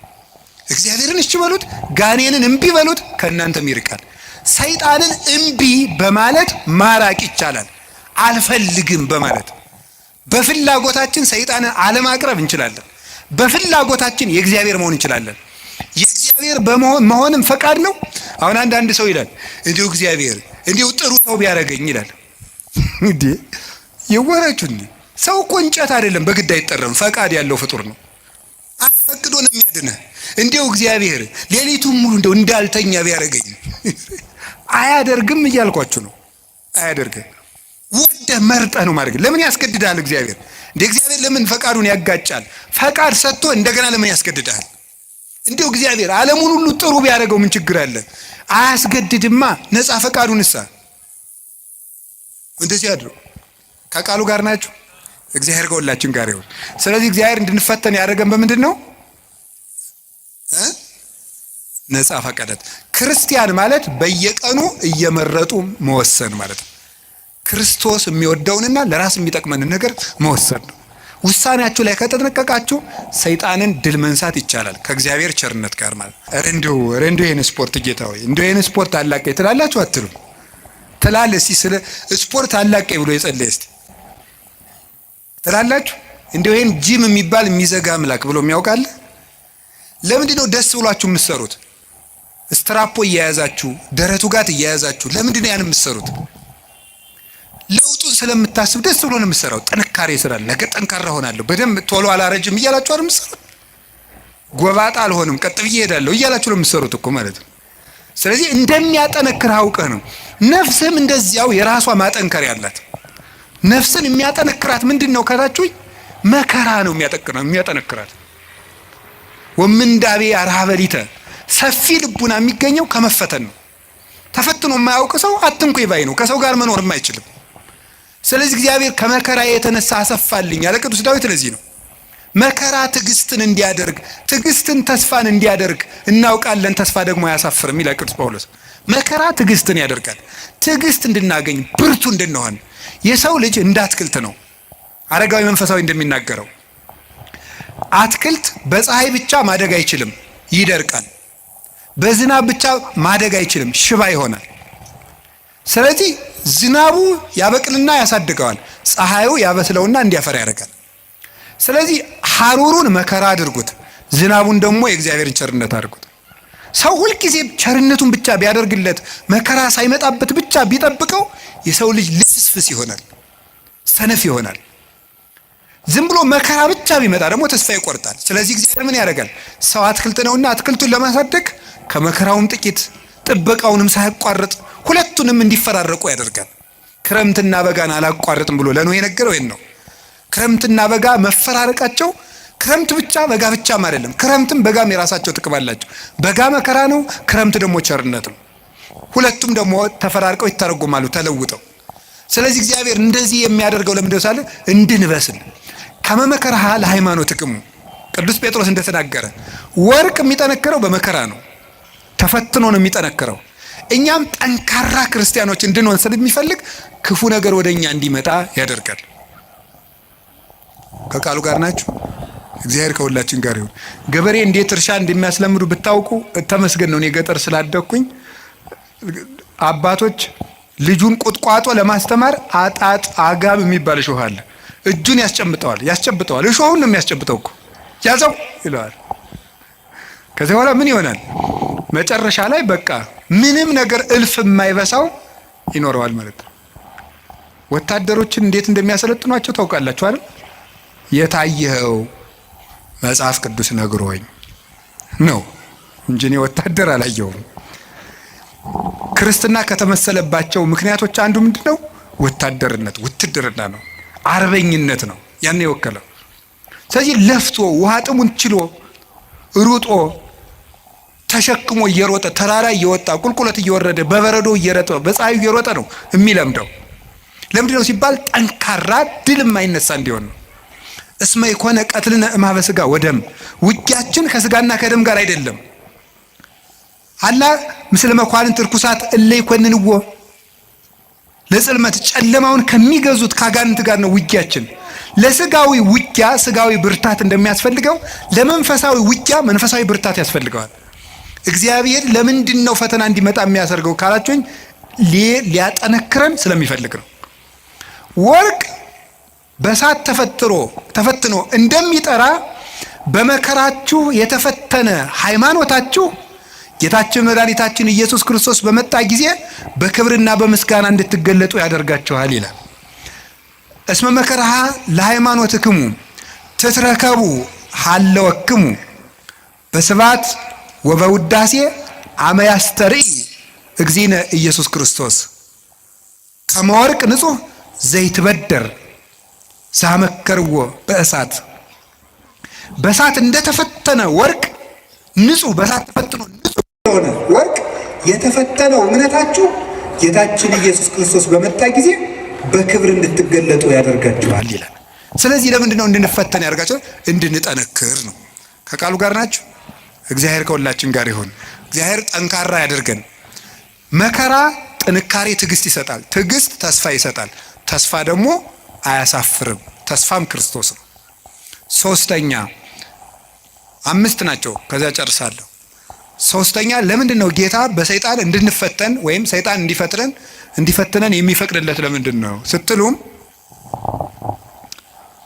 ክርስቶስን እንድንመስል ነው። ክርስቶስን እንድንመስል ነው።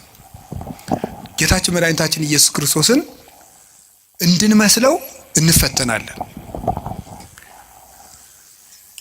ክርስቶስን መምሰል እምከመ አርአይነ ሕማመ ምስሌሁ ንኤሪ ክብረ ምስሌሁ። ከሱ ጋር መከራ ከተቀበል፣ ከሱ ጋር ከሞትን፣ በመከራ ከተባበርን ከሱ ጋር እንነሳለን ይላል። ሕማምነ ዘለሰዓት ክብረ ወስብሐተ አፈድፍዶ ይገብር ለነ። የጊዜው መከራችን የዘላለም ክብርን አብዝቶ ያደርግልናልና ይላል ቅዱስ ጳውሎስ። የጊዜው መከራችን የሚለውን ፊሊጎስ የተባለ ሊቅ የሰዓት መከራችን ብሎ ያነባዋል። ለምን ነው ቅዱስ ጳውሎስ ስለ ክርስቶስ የምንቀበለው መከራ የሰዓት ያለው? እድሜ ዘመናችን ሁሉ የምንቀበለውን ፈተና ለምንድን ነው የሰዓት ፈተና ያለው ይልና ዓለም ከተፈጠረ ጀምሮ እስከሚያልፍ ድረስ የተፈጠረ የሰው ልጅ ሁሉ የሚቀበለው መከራ በመንግስተ ሰማያት ከሚያገኘው ደስታ አንጻር በጣም ትንሽ ነው። ያንዳችን ብቻ አይደለም። አዳም ከተፈጠረ ጀምሮ ዓለም እስከሚጠፋ ያለው በአጠቃላይ የሰው ልጅ የተቀበለው መከራ በሙሉ ቢደመር መንግስተ ሰማያትን ለደቂቃ አይቶ የመደሰትን ደስታ ያህል እንኳን ሊሆን አይችልም። ለደቂቃ እንኳን አይቶ የመደሰትን ያህል ንጽጽሩ ገብቷችኋል? መንግስተ ሰማያት እንዴት ያለች ውብ እንደሆነች ብታውቁ በእውነት ማለት እኔም አላውቃትም። በመጽሐፍ መንግስተ ሰማያት እንደው ምን አይነት ናት ሲባል ቅዱስ ዮሐንስ አፈወርቅ ኩሉ ክብራ ለወለተ ንጉሥ አሴቦን ይላል። እሺ የንጉሥ ልጅ ሀብቷ ስንት ነው? እስኪ የሚነግረኝ የንጉሥ ልጅ ሀብቷ ስንት ነው? ወይም የንጉሥ ልጅ ሀብቱ ስንት ነው?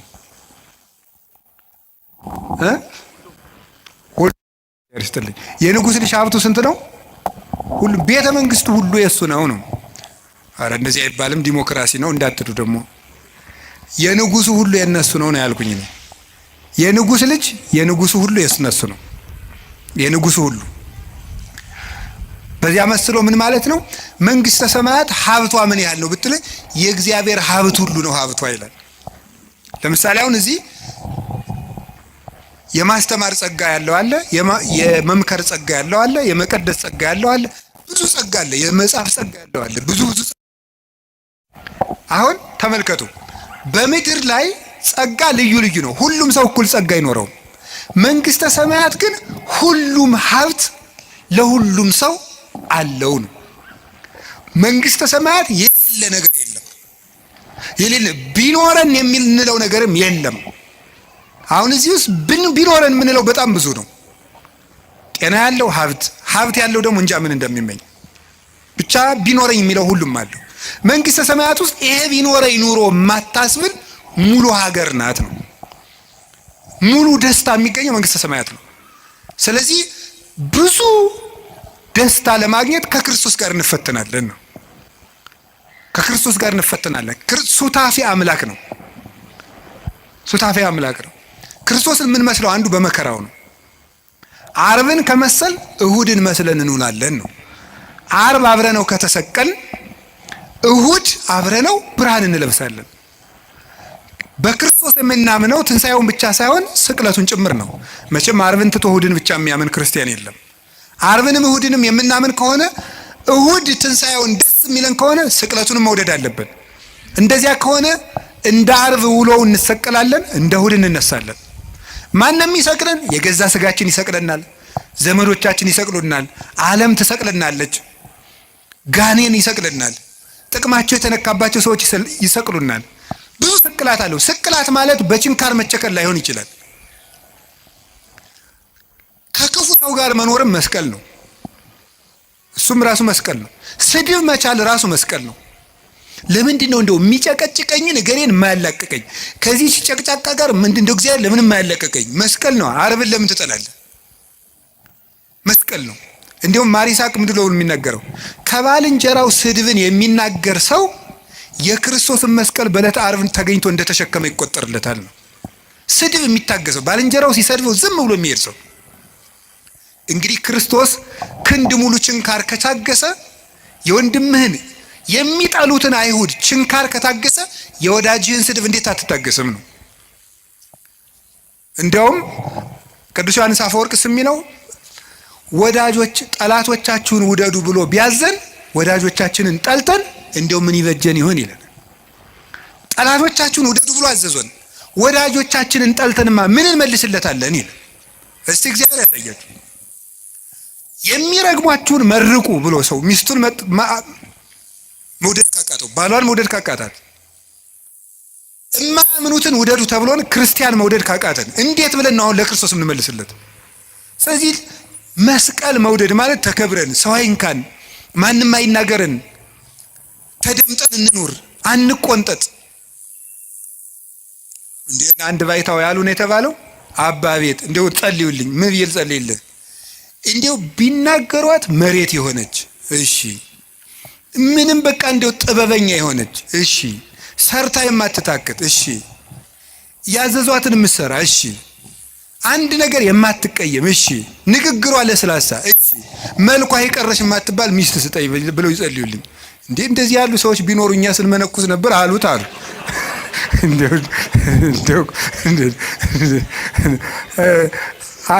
እንደዚህ አሉት ይባላል። እንዴ እኮ ይገርማል እኮ። እንደዚያ ስላችሁ ጊዜ ግን እኛ ሴት ጠፍቶን የመነኮስን ማለት አይደለም። እሺ እንደው እናንተ እኮ ክፎች ናችሁ። እንደው እንደዚያ እንዳትወስዱት ደግሞ ማለት ነው። እንደዚያ ሳይሆን ምን ማለት የመሰላችሁ ይውላችሁ በቃ እንደው ምድር የሆነ እንደው ትንፍስ ማይል እንደ የተደላደለ ሰው ስጠኝ መድኃኒዓለም ይላል። ተው እንጂ እንደዚህ ያለ ሰው የሚገኘው ገነት ስትገባ ነው። የለም እንደዚህ ያለ ሰው እወቁት ነው። አውቀን መግባት አለብን። በተኩላ መካከል እልካችኋለሁ ነው ያለ። በምን መካከል ነው እንዴ? ይገርማችኋል እኮ በበግ መካከል እልካችኋለሁ እኮ አይደለም፣ በተኩላ መካከል ትኖራላችሁ ነው ያለ። አሰሪ ተኩላ ሊሆን ይችላል፣ ሚስት ተኩላ፣ ባል ተኩላ፣ ተኩላ ልጅም ሊኖረን ይችላል፣ ተኩላ ቄስም ሊኖር ይችላል፣ መነኩሴም አባም ይኖራል። በእነዚህ መካከል እንዲሁ መድኃኒዓለም አቤት እንዲሁ ቢላችሁ ራሱ የምትሉት እነዚህን ክፉ ቄሶች እንዲሁ ምጥጥ ብታደርጋቸው አያደርግም። በተኩላ መካከል ኑር ብለዋል። ኑር በምን መሃል ነው? በተኩላ መሃል ነው የምንኖረው። እንዲሁ ጌታ ሆይ ቸር አባት ስጠን፣ እነዚህን ክፎች አጥፍተን። አያጠፋም። እስከ ዓለም ፍጻሜ መናፍቅም አይጠፋም፣ ሌባም አይጠፋም፣ ሙዳይ ምጽዋት ገልባጭም አይጠፋም፣ ጉቦኛም አይጠፋም፣ ወንበዴም አይጠፋም፣ ዘረኛም አይጠፋም። ተኩላም አለ፣ በግም አለ ክርስቶስ እስከሚመጣ ድረስ። ይሄንን አውቃችሁ ዓርብ አብረነው መዋል፣ እሑድ አብረነው ትንሣኤውን ማክበር። እስኪ ዓርብም አብረን እንውላለን በሉ። እሺ እሑድም አብረን ደስ ይለናል በሉ እንጂ። ዓርብ አብረነው እንቀበራለን በሉ። እሑድ አብረነው እንነሳለን። እስቲ ዓርብን ተወዷታላችሁ? ስቅለትን ተወዷታላችሁ? በጣም ጥሩ። ዓርብን ዓርብ እኮ ስቅለት እኮ ገነት የተከፈተበት፣ ዲያብሎስ የተሻረበት፣ ካሳ የተካሰበት፣ ቤዛችን ኢየሱስ ክርስቶስ ለኛ ቤዛ አስታራቂ ብሎ ስጋውን ቆርሶ ደሙን አፍሶ የሰጠበት፣ ማእከለ ሰማይ ወምድር ሆኖ ምድርና ሰማያትን በሙሉ የቀደሰበት ቀን ነው። ዓርብን ከወደዳችሁት ከጎረቤትም ከልጅም ከቤተሰብም ከዚህ ዓለም ሲስተምም ከባለስልጣንም ከምንም የምንቀበለው መከራ ሁሉ ዓርብን መሳተፍ ስላለብን ነው። ክርስቲያኖች ይሄንን ሱታፌ ሊያመልጠን አይገባም። እንዲያውም መንግስተ ሰማያት ከዮሐንስ መጥምቅ እስከ ዛሬ ተገፍታለች አለና ምንድን ነው ያለ? ግፏን ይትማሰጥዋ ግፈኞች ይነጣጠቋታል ይላል። ይሄን ምን ይላሉ? መከራ አይለፈን ብለው ልክ የተራቡ ሰዎች የሚወዱትን ምግብ እየተነጣጠቁ የሚመሩት መከራውን እየተነጣጠቁ ትሩፋቱን የሚሰሩት ናቸው። እነ ቅዱስ ፋሲለደስ እኮ ምንድነው ያሉት መሰላችሁ? ይሄ ዲዮቅልጥያኖስን እንዲህ አሉት፣ እኛ ክርስቶስ እናምናለን አለ። አንተ ታምናለህ? አታምንም? አናምንም። አላምንም አለ። ከዛ ምን አሉት መሰላችሁ? ክርስቶስን የሚያምንን ሰው እምትገልድ ሰው አይደለህ፣ እኛን የማትገለን ከሆነን አንተን እንገላለን አሉት። እንዴ ምን ማለት ነው ይሄ? ክርስቶስን የሚያምን ሰው ይገላል። እነሱን ግን በስልጣናቸው ፈልቶ እነሱ ሰማዕትነትን እየፈለጉ አልገላቸዋል። ክርስቶስን የሚያምነውን ሁሉ ክርስቲያኖች ከገደልክ እኛም ክርስቲያኖች ነን፣ ክርስቲያኖች ያንን ለምንድነው የማትገደል ብለው እንዲገላቸው ያስፈራሩት ነበር። ሰማዕትነትን ከመውደዳቸው የተነሳ ማለት ነው። ስለዚህ ከክርስቶስ ጋር መሳተፍ እንዴት እድል ነው። ቅዱስ ጳውሎስ ምንድን ነው ያለ መሰላችሁ? ቢቻለኝስ በሞቱም እንኳን ልመስለው እወዳለሁ ነው ያለ። ቢቻለኝ በሞቱም ልመስለው እወዳለሁ። ለምን? የትንሣኤውን ኃይል አውቃለሁና፣ አብሬው እንደምነሳ አውቃለሁና። ስለዚህ ምንም ነገር በሽታ ሊሆን ይችላል፣ ማጣት ሊሆን ይችላል፣ እንግልት ሊሆን ይችላል፣ መገፋት ሊሆን ይችላል፣ ስም መጥፋት ሊሆን ይችላል። ዓርብ ነው። ማጣት ከሆነ ጌታችን ልጆቻችሁ ሞተውባችሁ ወይም ጥለዋችሁ ሄደው ክደዋችሁ ከሆነ የወለዶቻቸው መናፍቅ ሊሆኑ ይችላሉ። ጠብቁ። ግን ልጆቻችሁ ቢክዷችሁ ክርስቶስም ልጆቹ ክደውት ብለዋል። ዓርብ ክደውት ነው ያለው። ከአንድ ከቅዱስ ዮሐንስ በቀር አናውቀውም ብለዋል። አታችሁ ከሆነ ክርስቶስም ልብሱን አጥቶ ተገፎ ነው ያለው። ስማችሁ ተጠፍቶ ከሆነ ክብር ምስጋና ይገውና ወንበኔ ሲባል ሲሰደብ ነው ያለው። ስሙ ኢየሱስም ሲሰደብ ውሏል። ቆስላችሁት ከሆነ የማይድን በሽታ ይዟችሁ ከሆነ እሱ ሲቆስል ነው ያለው። ይሄ ነው እሱ ጋር ነው የተሰቀል ነው። ስንጠመቅ እኮ ይውላችሁ ውሃ ውስጥ ቄሱ እንዲህ አድርጎ ውሃ ውስጥ የሚጨምረን ዋናው ምክንያት ምንድን ነው? ከክርስቶስ ጋር ተቀብረናል ማለት ነው። ብቅ የሚያደርገን ደግሞ ከክርስቶስ ጋር ተነስተናል። ከክርስቶስ ጋር ሱታፌ ነው እና ቅዱስ ጊዮርጊስ ያለው ምንድን ነው? መከራህን ስላሳተፍከኝ አመሰግናለሁ ነበር የሚለው።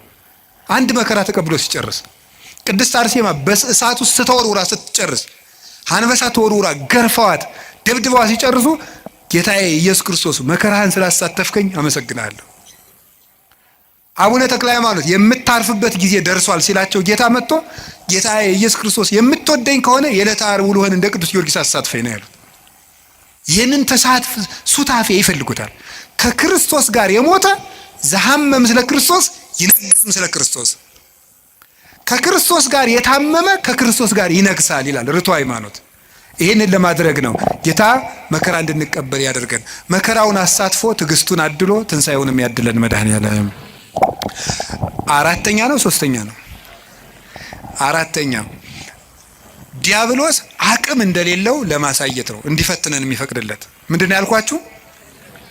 በሉ እንጂ አይዟችሁ። ምን እንደሌለው ለማሳየት ነው? አቅም እንደሌለው ለማሳየት ነው። ዲያብሎስ አቅም የሌለው ደካማ መሆኑን ለማሳየት ነው። አቅም የለውም። የማቴዎስ ወንጌል ምዕራፍ 16 ቁጥር 19 ላይ ሲናገር ቅዱስ ጴጥሮስም ይኖታል፣ አንተ አለት ነህ፣ በአንተ አለትነት ላይ ቤተክርስቲያኔን እሰራታለሁ ብሎታል። አንተ አለት ነህ፣ በአንተ አለትነት ላይ ቤተክርስቲያኔን እሰራታለሁ አለና ምንድን ነው የሲኦል ደጆችም ምን አይሏትም ነው ያለው? አይችሏትም። የሲኦል ደጆች ማለት ነው። የገሃነም ደጆች አይችሏትም። ወደ ገሃነም የሚወስዱ በሮች የተባሉት አጋንንት ናቸው። በበር በኩል ወደ ቤት እንደሚገባው ወደ እሳት ቤት የሚወስዱ አጋንንት ናቸው። እነዚህ ቤተ ክርስቲያንን መቋቋም አይችሉም ነው። ቤተ ክርስቲያን ዲያብሎስ ሁሉንም አቅም ቢጠቀም ከክርስቶስ ቤተ ክርስቲያን በታች መሆኑን ለማሳየት ነው። ዲያብሎስ የክርስቶስን ቤተ ክርስቲያን ለማጥፋት ያልተጠቀመው ነገር የለም። ሁሉንም ነገር ያለውን ነገር ተጠቅሟል። ክደትን ተጠቅሟል። ናሪዎስን፣ ንስጥሮስን፣ ነሊዮንን፣ ሌሎችንም ተጠቅሟል። ክደትን ተጠቅሟል። ስም ማጥፋትን ተጠቅሟል። ዱላን ተጠቅሟል። 12ቱን ሐዋርያት በዱላ ፈትኗቸዋል። ቶማስን ቆዳውን በማስገፈፍ፣ ቅዱስ ጴጥሮስን ዘቅዝቆ በማሰቀል፣ ቅዱስ ጳውሎስን አንገቱን በማስቆረጥ፣ ቅዱስ ዮሐንስን የፈላ በርሜል ውስጥ በመክተት፣ ቅዱስ ማትያስን እንደ አውሬ ሰው በሚበሉ ሰዎች ሀገር በመውሰድ ስጋውን ሊበሉት በመፈለግ ሁሉ አጋንንት ያደረባቸው ሰዎች በጣም ብዙ መከራ ተጠቅሟል። አሁንም የምታዩት ነው። በዘመነ ሰማዕታት 40 ዘመን ክርስቲያኖች እንዲሰቃዩ በሐዋርያውያን አበው ዘመን፣ በሐዋርያት ዘመን ሲያልፍ በሐዋርያውያን አበው ዘመን እነ ቅዱስ አግናጢዮስ በተራበ አንበሳ እንዲበሉ በማድረግ እነ ቅዱስ ጊዮርጊስ እነ ቅዱስ ፋሲለደስ የተቀበሉትን መከራ ታውቃላችሁ። እነ ቅዱስ መርቆሬዎስ በብረት ምጣድ እየተጠበሱ ከውሻ ጋር ምግብ ሰጥተዋቸው አስርበው ሰንብተው ውሻውንም አስርበው ሰዎቹንም አስርበው ክርስቲያኖችን ሰንብተው ከውሻው ጋር ምግብ አቅርበው ሊበሉ ሲሉ ውሻው እንዲነክሳቸው በማድረግ ተነክሰው እጃቸውን ሲሰበስቡ ሰው እንዲስቅባቸው በማድረግ እናንተ ለኳስ የምትሰበሰቡበት ስታዲየም በዘመነ ሰማዕታት ጊዜ ክርስቲያኖች ሲሰቃዩ እያዩ ለመሳቅ የሚሰበሰቡ ሰዎች ይሰበሰቡ ነበር። ሲሰቃዩ ያሉ ለመሳቅ። ያ ሁሉ ነገር ተደርጓል።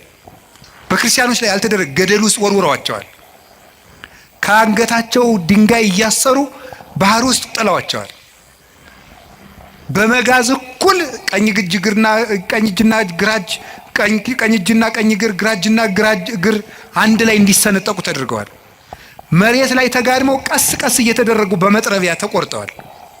እነ ቅዱስ ቶማስ ዘመራስ ደግሞ 22 ዓመት ይችን ቆርጠው አንድ ቀን ቆርጠው ወስደው ያጤሳሉ። አንድ ቀን መሞት እኮ መታደል ነው። የቀረችውን ቆርጠው ደግሞ 22 ዓመት እየቆረጡ ሰውነቱን ለጣዖት አጢሰውታል። ይሄን ሁሉ ተጠቅሟል ቤተክርስቲያን ላይ። በዘመነ ሰማዕታት ይህ ሁሉ አለፈ። አባቶቻችን ስም በማጥፋት የጳጳሳትን ስም በማጥፋት የሊቃውንትን ስም በማጥፋት ለምሳሌ ቅዱስ አትናቴዎስን ሰውን እጁን ቆርጧል ብለውታል። ቅዱስ ቄርሎስን ሰው አስገድሏል ብለውታል። ቅዱስ ጢሞቴዎስን አንዲት ሴተኛ ዳሪ የሐሰት ምስክር አምጥተው ወልዶብኛል እንድትል አድርገዋል። ከኔ ወልዷል ብላ እንድትመሰክር ሳታውቀው እኮ ነው። ጢሞቴዎስ የሚባለው ጳጳስ ከኔ ወልዷል በይ ተባለች። አይሺ አለች ተጠርታች።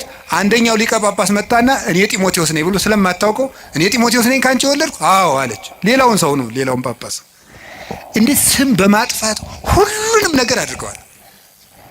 የኛ ቤተክርስቲያንም የተጠቀመች የደረሰባን ታውቃላችሁ። በግራኝ ጊዜ የደረሰውን በዮዲት ጊዜ የደረሰውን የ40 ዓመት መከራ፣ ሚስዮናውያን ያደረሱት መከራ፣ በአፄ ሱስንዮስ የደረሰብን መከራ፣ በዘመነ መሳፍንት የደረሰብን መከራ፣ አሁንም ቤተክርስቲያን የምትቀበለው መከራ፣ የሁሉ ስቃይ ይደርስብን። ቤተክርስቲያን ስሟ ይጠፋል። ያሰኘው በታሪክ ይቀቅላታል። በታሪክ ጨቋይ ነበረች ይላታል። ያሰኘው ደግሞ ይገፋታል። ያሰኘው ይተቻታል። ያሰኘው ይሰድባታል። ያሰኘው ይበላታል። ያሰኘው ያመጽባታል።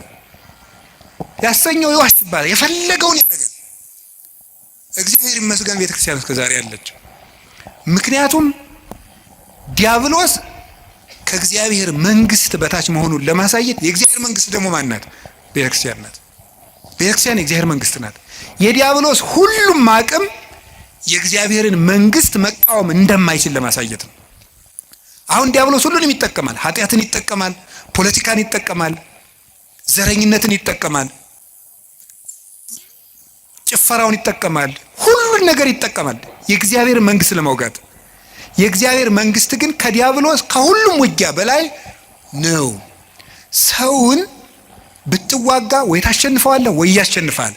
እግዚአብሔርን ብትዋጋ ግን ትጠፋለህ፣ ትሸነፋለህ እንጂ አታሸንፈውም ብሏል ቅዱስ ዮሐንስ አፈወርቅ።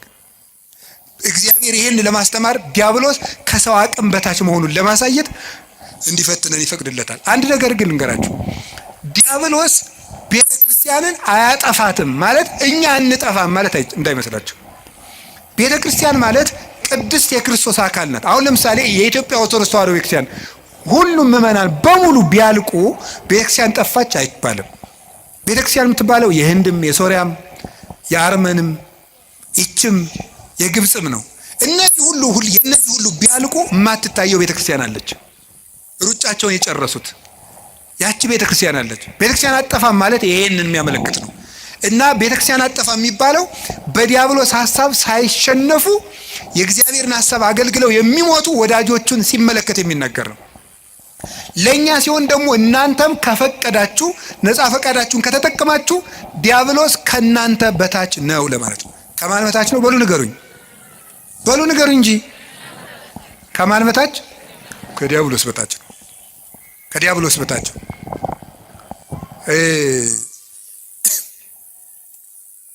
በጉልበት ያልተቻለ በእግዚአብሔር ይቻላል።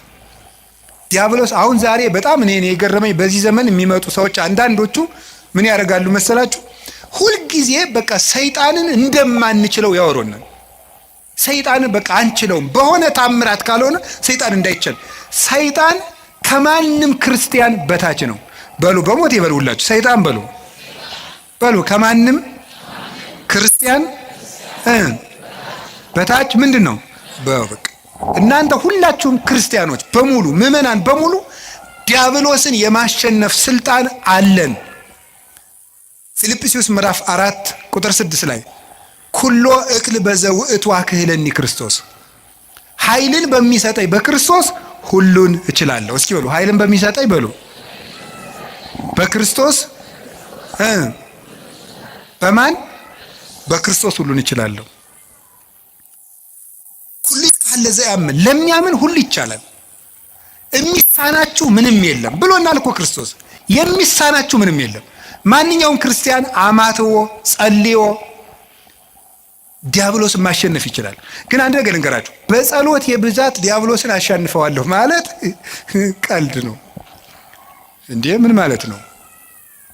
ምን ማለት እንዴ? ጸሎት ሰይጣንን አያሸንፍም እያልክ ነው? አላልኩም። ሰይጣንን የሚያሸንፍልን እግዚአብሔር እንጂ ጸሎታችን አይደለም። ገብቷችኋል? የምንጸልየው ከእግዚአብሔር ጋር ለመሆን ነው እንጂ ዲያብሎስን ለመዋጋት አይደለም። አሁን ግልጽ ሆኖላችኋል? በገዳም መነኮሳት እንደመነኮሱ ገዳም እንደገቡ ምን ይሆናል መሰላችሁ? ወዲያው እንደመነኮሱ አካባቢ እንሽላሊት ምናምን እየመጣ ያስፈራራቸዋል። በጣም ክፉ ነው። እንሽላሊቱ እያለ ሁሉ ያስፈራራቸዋል። እንዲሁ ምንኩስና አሁን እንደዚህ መሽለምለም እንዳይመስላችሁ ቢጫ አድርጎ እንደገባ ነው ስቃይ። አሁን ከፈለገ ምን ያደርገው? እንሽላሊቱን ሲጸልይ ፊት ለፊቱ እንሽላሊት ይመጣል። ከዛ ሲበላ ደግሞ የቅድሙን እንሽላሊት ነው እኮ የምትበላ ይለዋል ሰይጣን። ጦሙን እንዲውል ስለሚፈልግ ማለት ነው። ይዋጋዋል። እና ጀማሪ መነኩሴ ያልገባው ፈሊጥ ያላወቀው ምን ይላል መሰላችሁ? እንሽላሊቱ ማታ ሲመጣ ምንድን ነው የሚያደርገው? ፍካሬ ዘጻድቃን ወዛጣን መዝሙር ዘዳዊት ሃሌሉያ ሲል እንሽላሊቱ አላለቀም፣ አልሄድም አለ። ዞር ብሎ ያየዋል ደግሞ አለ ነው 150 ነው የምዘልቀው ዛሬ ሰብህ ወለ እግዚአብሔር በቅዱሳኑ አልሄድም። በቃ እንደዚያ እያደረገ ነው። አሁን ደግሞ እንታያለን በስግደት ደግሞ 300 ሲሰግድ አለ። ለምንድን ነው የማይሸሸው ሲባል ይሄ ሰውዬ በሐሳቡ በምኑ ነው አሸንፈዋለሁ ብሎ የሚያስበው? በጸሎት በእግዚአብሔር ቸርነት ቢል ግን አንድ አቡነ ዘበሰማያት እንዳለ ይጠፋል። ስለዚህ ክርስቶስ ተኮር ክርስትና እንጂ ሰይጣን ተኮር ክርስትና የለም። ገባችሁ?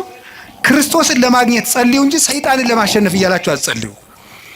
አንድ አባት ያልተናገረዋል። አንድ የበረሃ አባት ሰይጣንን እያሰብክ የምትጸልይ ከሆነ አታሸንፈውም፣ በጉልበት አትሸንፈውም።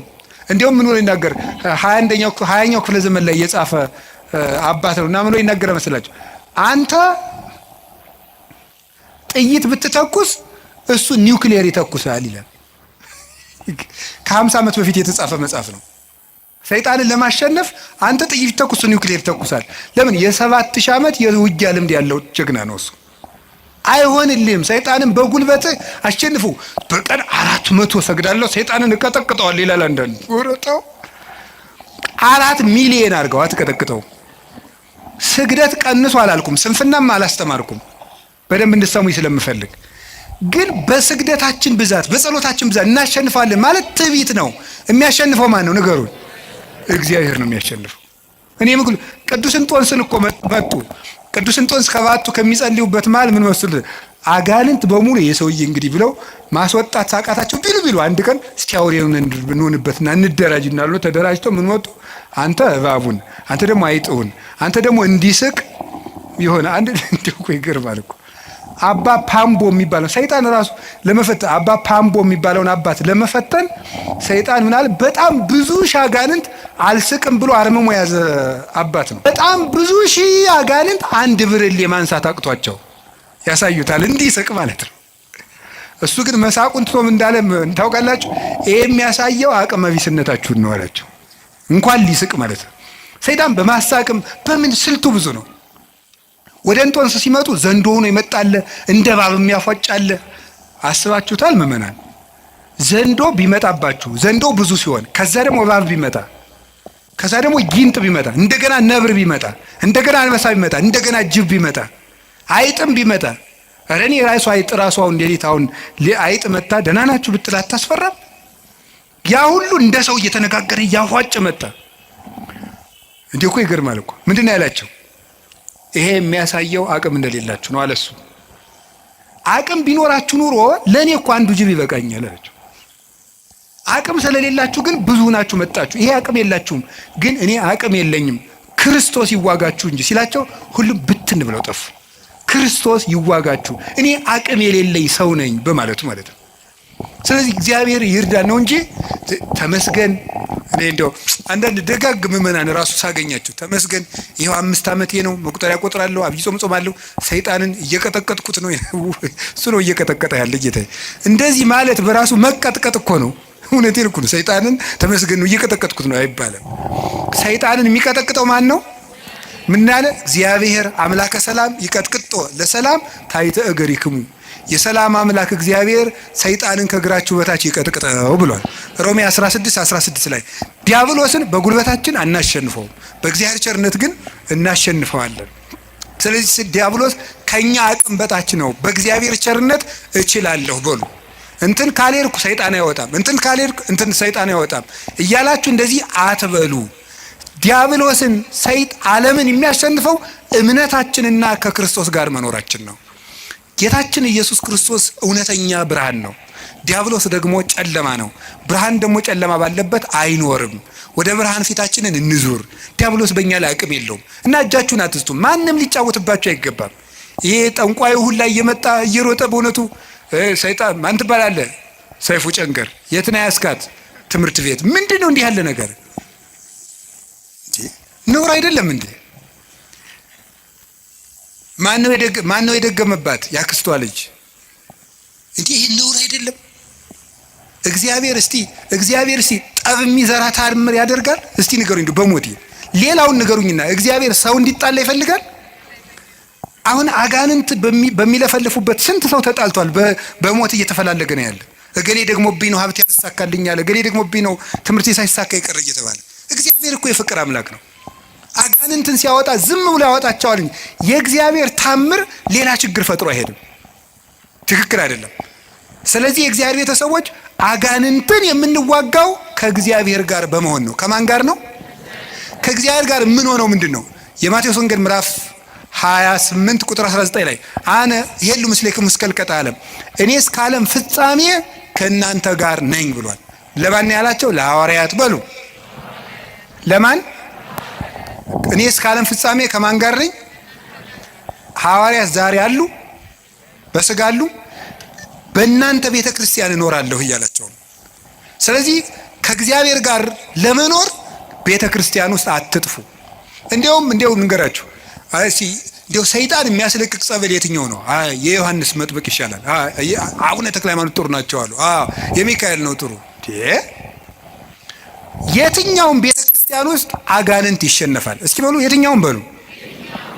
ቤተ ክርስቲያን ውስጥ ማን ይሸነፋል? አጋንንት ይሸነፋል። ከቤተ ክርስቲያን ጋር ህብረት ይኖራችሁ። ሚካኤል ከሆነ ደብራችሁ ሚካኤል ጋር ህብረት፣ እዚያው ሁኑ። እዚያው ክርስቶስ አለ። ገብርኤል ከሆነ እዚያው ህብረታችሁ፣ እዚያው ህብረታችሁ ውስጥ አትነጠሉ።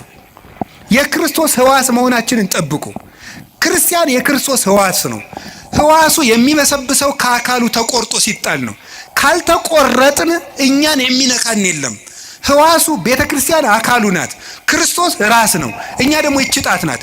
እችን ጣት ምስጥ የሚበላት ተቆርጣ ስትወድቅ ነው። ከአካሏ ጋር ከኖረች የሚነካት የለም። ቤተ ክርስቲያን የክርስቶስ አካል ናት። ከቤተ ክርስቲያን ጋር ህብረት ካለን ዲያብሎስ እኛን መንጠቅ አይችልም። እግዚአብሔር ከሁላችን ጋር ይሁን። የመጨረሻው አምስተኛው እግዚአብሔር ለምን ሰይጣን እንዲፈትነን ይፈቅድለታል? አምስተኛው ከፈተናው ስለምናተርፍ ነው። እስኪ በሉ ድገሙ። ስለምናተርፍ ወይም ደግሞ ምን ስለምናገኝበት ይመስላችኋል? ጸጋ ስለምናገኝበት ማለት ነው። ጸጋ ስለምናገኝበት አንድ ሁለት ነገሮችን ልጠቁምና ልጨርስ እዚሁ ሀሳብ ላይ። ለምሳሌ እግዚአብሔር ዲያብሎስ ኢዮብን ልፈትነው ሲለው ምን አደረገው? ፈቀደለት? ከለከለው? በል ንገሩኝ እንጂ ፈቀደለት። ምኑን ፈተነው? ገንዘቡን ጨረሰበት። ከዛ ቀጥሎ ምኑን ጨረሰበት? ልጆቹን ጨረሰበት። ከዛ ቀጥሎ ምኑን? አካሉን። ሶስቱንም ነው ያጣ። ገንዘቡንም አጣ። ሰው እኮ ገንዘብ ቢያጣ ልጆቹ ሰርተው ይሰጡታል። ልጅ ቢያጣ ራሱ ሰርቶ ይበላል። ኢዮብ ሶስቱንም ነው ያጣ። ልጅም አጣ፣ ገንዘብ የሚያመጣ ልጅም አጣ፣ ሰርቶ የሚኖርበት ጉልበትም አጣ። ሶስቱንም አጣ። ዲያብሎስ ያን ሁሉ ሲነሳው እግዚአብሔር ዝም አለ።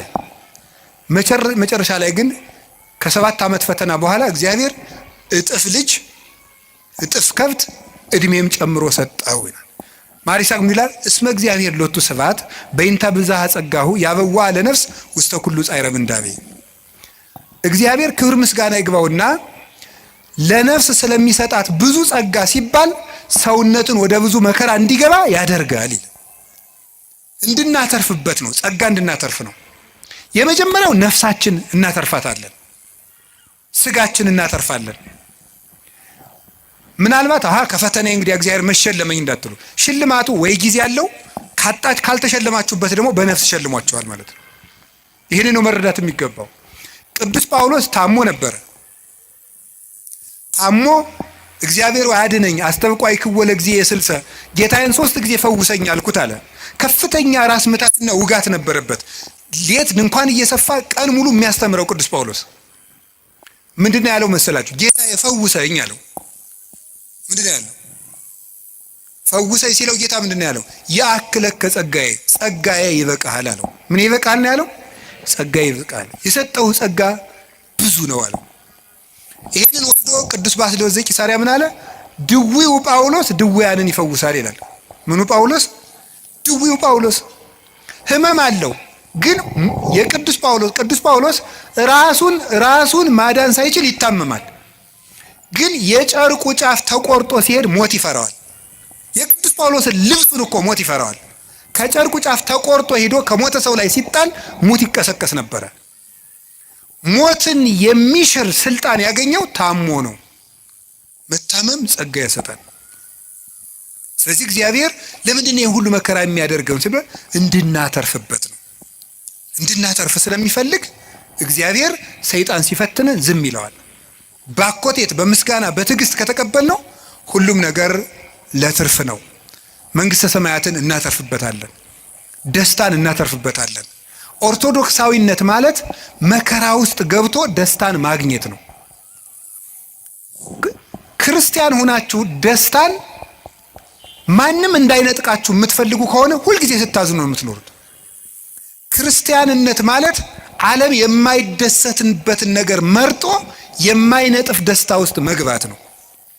ያ የማይነጥፍ ደስታ ክርስቶስ ነው። እንዲህ አላቸው ሐዋርያትን፣ ወለፍስሐክሙኒ አልቦ ዘያህይደክሙ፣ ደስታችሁን የሚወስድባችሁ የለም አላቸው። ደስታችሁን የሚወስድባችሁ የለም አላቸው። ከዛ አይናቸው እንደሆነ አውጥተዋቸዋል፣ እጃቸውን ቆርጠዋቸዋል፣ ገርፈዋቸዋል፣ ከምኩራብ አውጥተዋቸዋል፣ የፈላ እሳት ውስጥ ጥለዋቸዋል፣ ወርውረዋቸዋል፣ ደብድበዋቸዋል፣ ከበሬ ጅራት ቋጥረው ጎትተዋቸዋል። እንደዚያ ከሆነ ደስታችሁን የሚወስድባችሁ የለም የሚላቸው ለምንድን ነው? ደስታቸው ማን ስለነበረ ነው? እኔን የሚወስድባችሁ የለም ነው። በልብስ ልደሰት ብትል ልብስን ወይ ሰዎች ይወስዱታል፣ ወይም የተሻለ ልብስ አሰፍተው የሚመጡ ሰዎች ያስቀኑና በአንተ ልብስ መደሰት ታቆማለህ። በጤና ብትደሰት ሲያምህ ይከፋል። በመልክ ብትደሰት ስታረጅ ይከፋል። በሚስታችሁ ብትደሰቱ ስትሞት ይከፋችኋል። በባል ብትደሰቱ ሲሞት ይከፋል። ቅዱስ ጎርጎርዮስ እንደተናገረ በሀብት ብትደሰቱ ስታጡት ትከፋላችሁ። በሹመት ብትደሰቱ ስትሻሩ ይከፋችኋል። በክርስቶስ ብትደሰቱ ግን ማንም አይወስድባችሁ። እሱን ማን ይነጥቀናል? ሁሉ ይወሰዳል። የማይወሰድ ሀብት ክርስቶስ ነው። ስለዚህ ቅዱስ ጳውሎስ ምን አለ? እላችኋለሁ በክርስቶስ ደስ ይበላችሁ አለ። እላችኋለሁ በማን ደስ ይበላችሁ አለ? ደግሜ እላችኋለሁ በክርስቶስ ደስ ይበላችሁ አለ። ሁልጊዜ በጌታ ደስ ይበላችሁ አለ። ለምንድን ነው ሁልጊዜ በጌታ ደስ ይበላችሁ? አሁን ምግብ ሁልጊዜ ማስደሰት ይችላል? እስኪ አሁን ጧት የበላነውን ምግብ ማታ እንደገናም ጧት አያስደስትም። አንድ ልብስ እኮ እንደውም ጥሩ ልብስ የሚያስደስተው አልፈን ስለምንለብሰው ነው። ሁሉ ነገር ሁልጊዜ አያስደስትም፣ አንድ ቀን ቢያስደስት። ክርስቶስ ግን ሁልጊዜ ደስታችን ነው። ይሄን ደስታ ለማግኘት የማያልቅ ደስታ ለማግኘት ጥቂት ደስታዎቻችን እንድናጣ ይፈቅዳል ክርስቶስ። የማይነጥፈው ደስታችን መድኃኔ ዓለም ነው። የልቡናችን ደስታ፣ የነፍሳችን ረሃብ፣ ጥጋባችን፣ የልቡናችን ዘውድ፣ የሰውነታችን ትምክት እርሱ ክርስቶስ ነው። ሁልጊዜ በክርስቶስ ደስ ይበላችሁ። ወስብሐት ለእግዚአብሔር።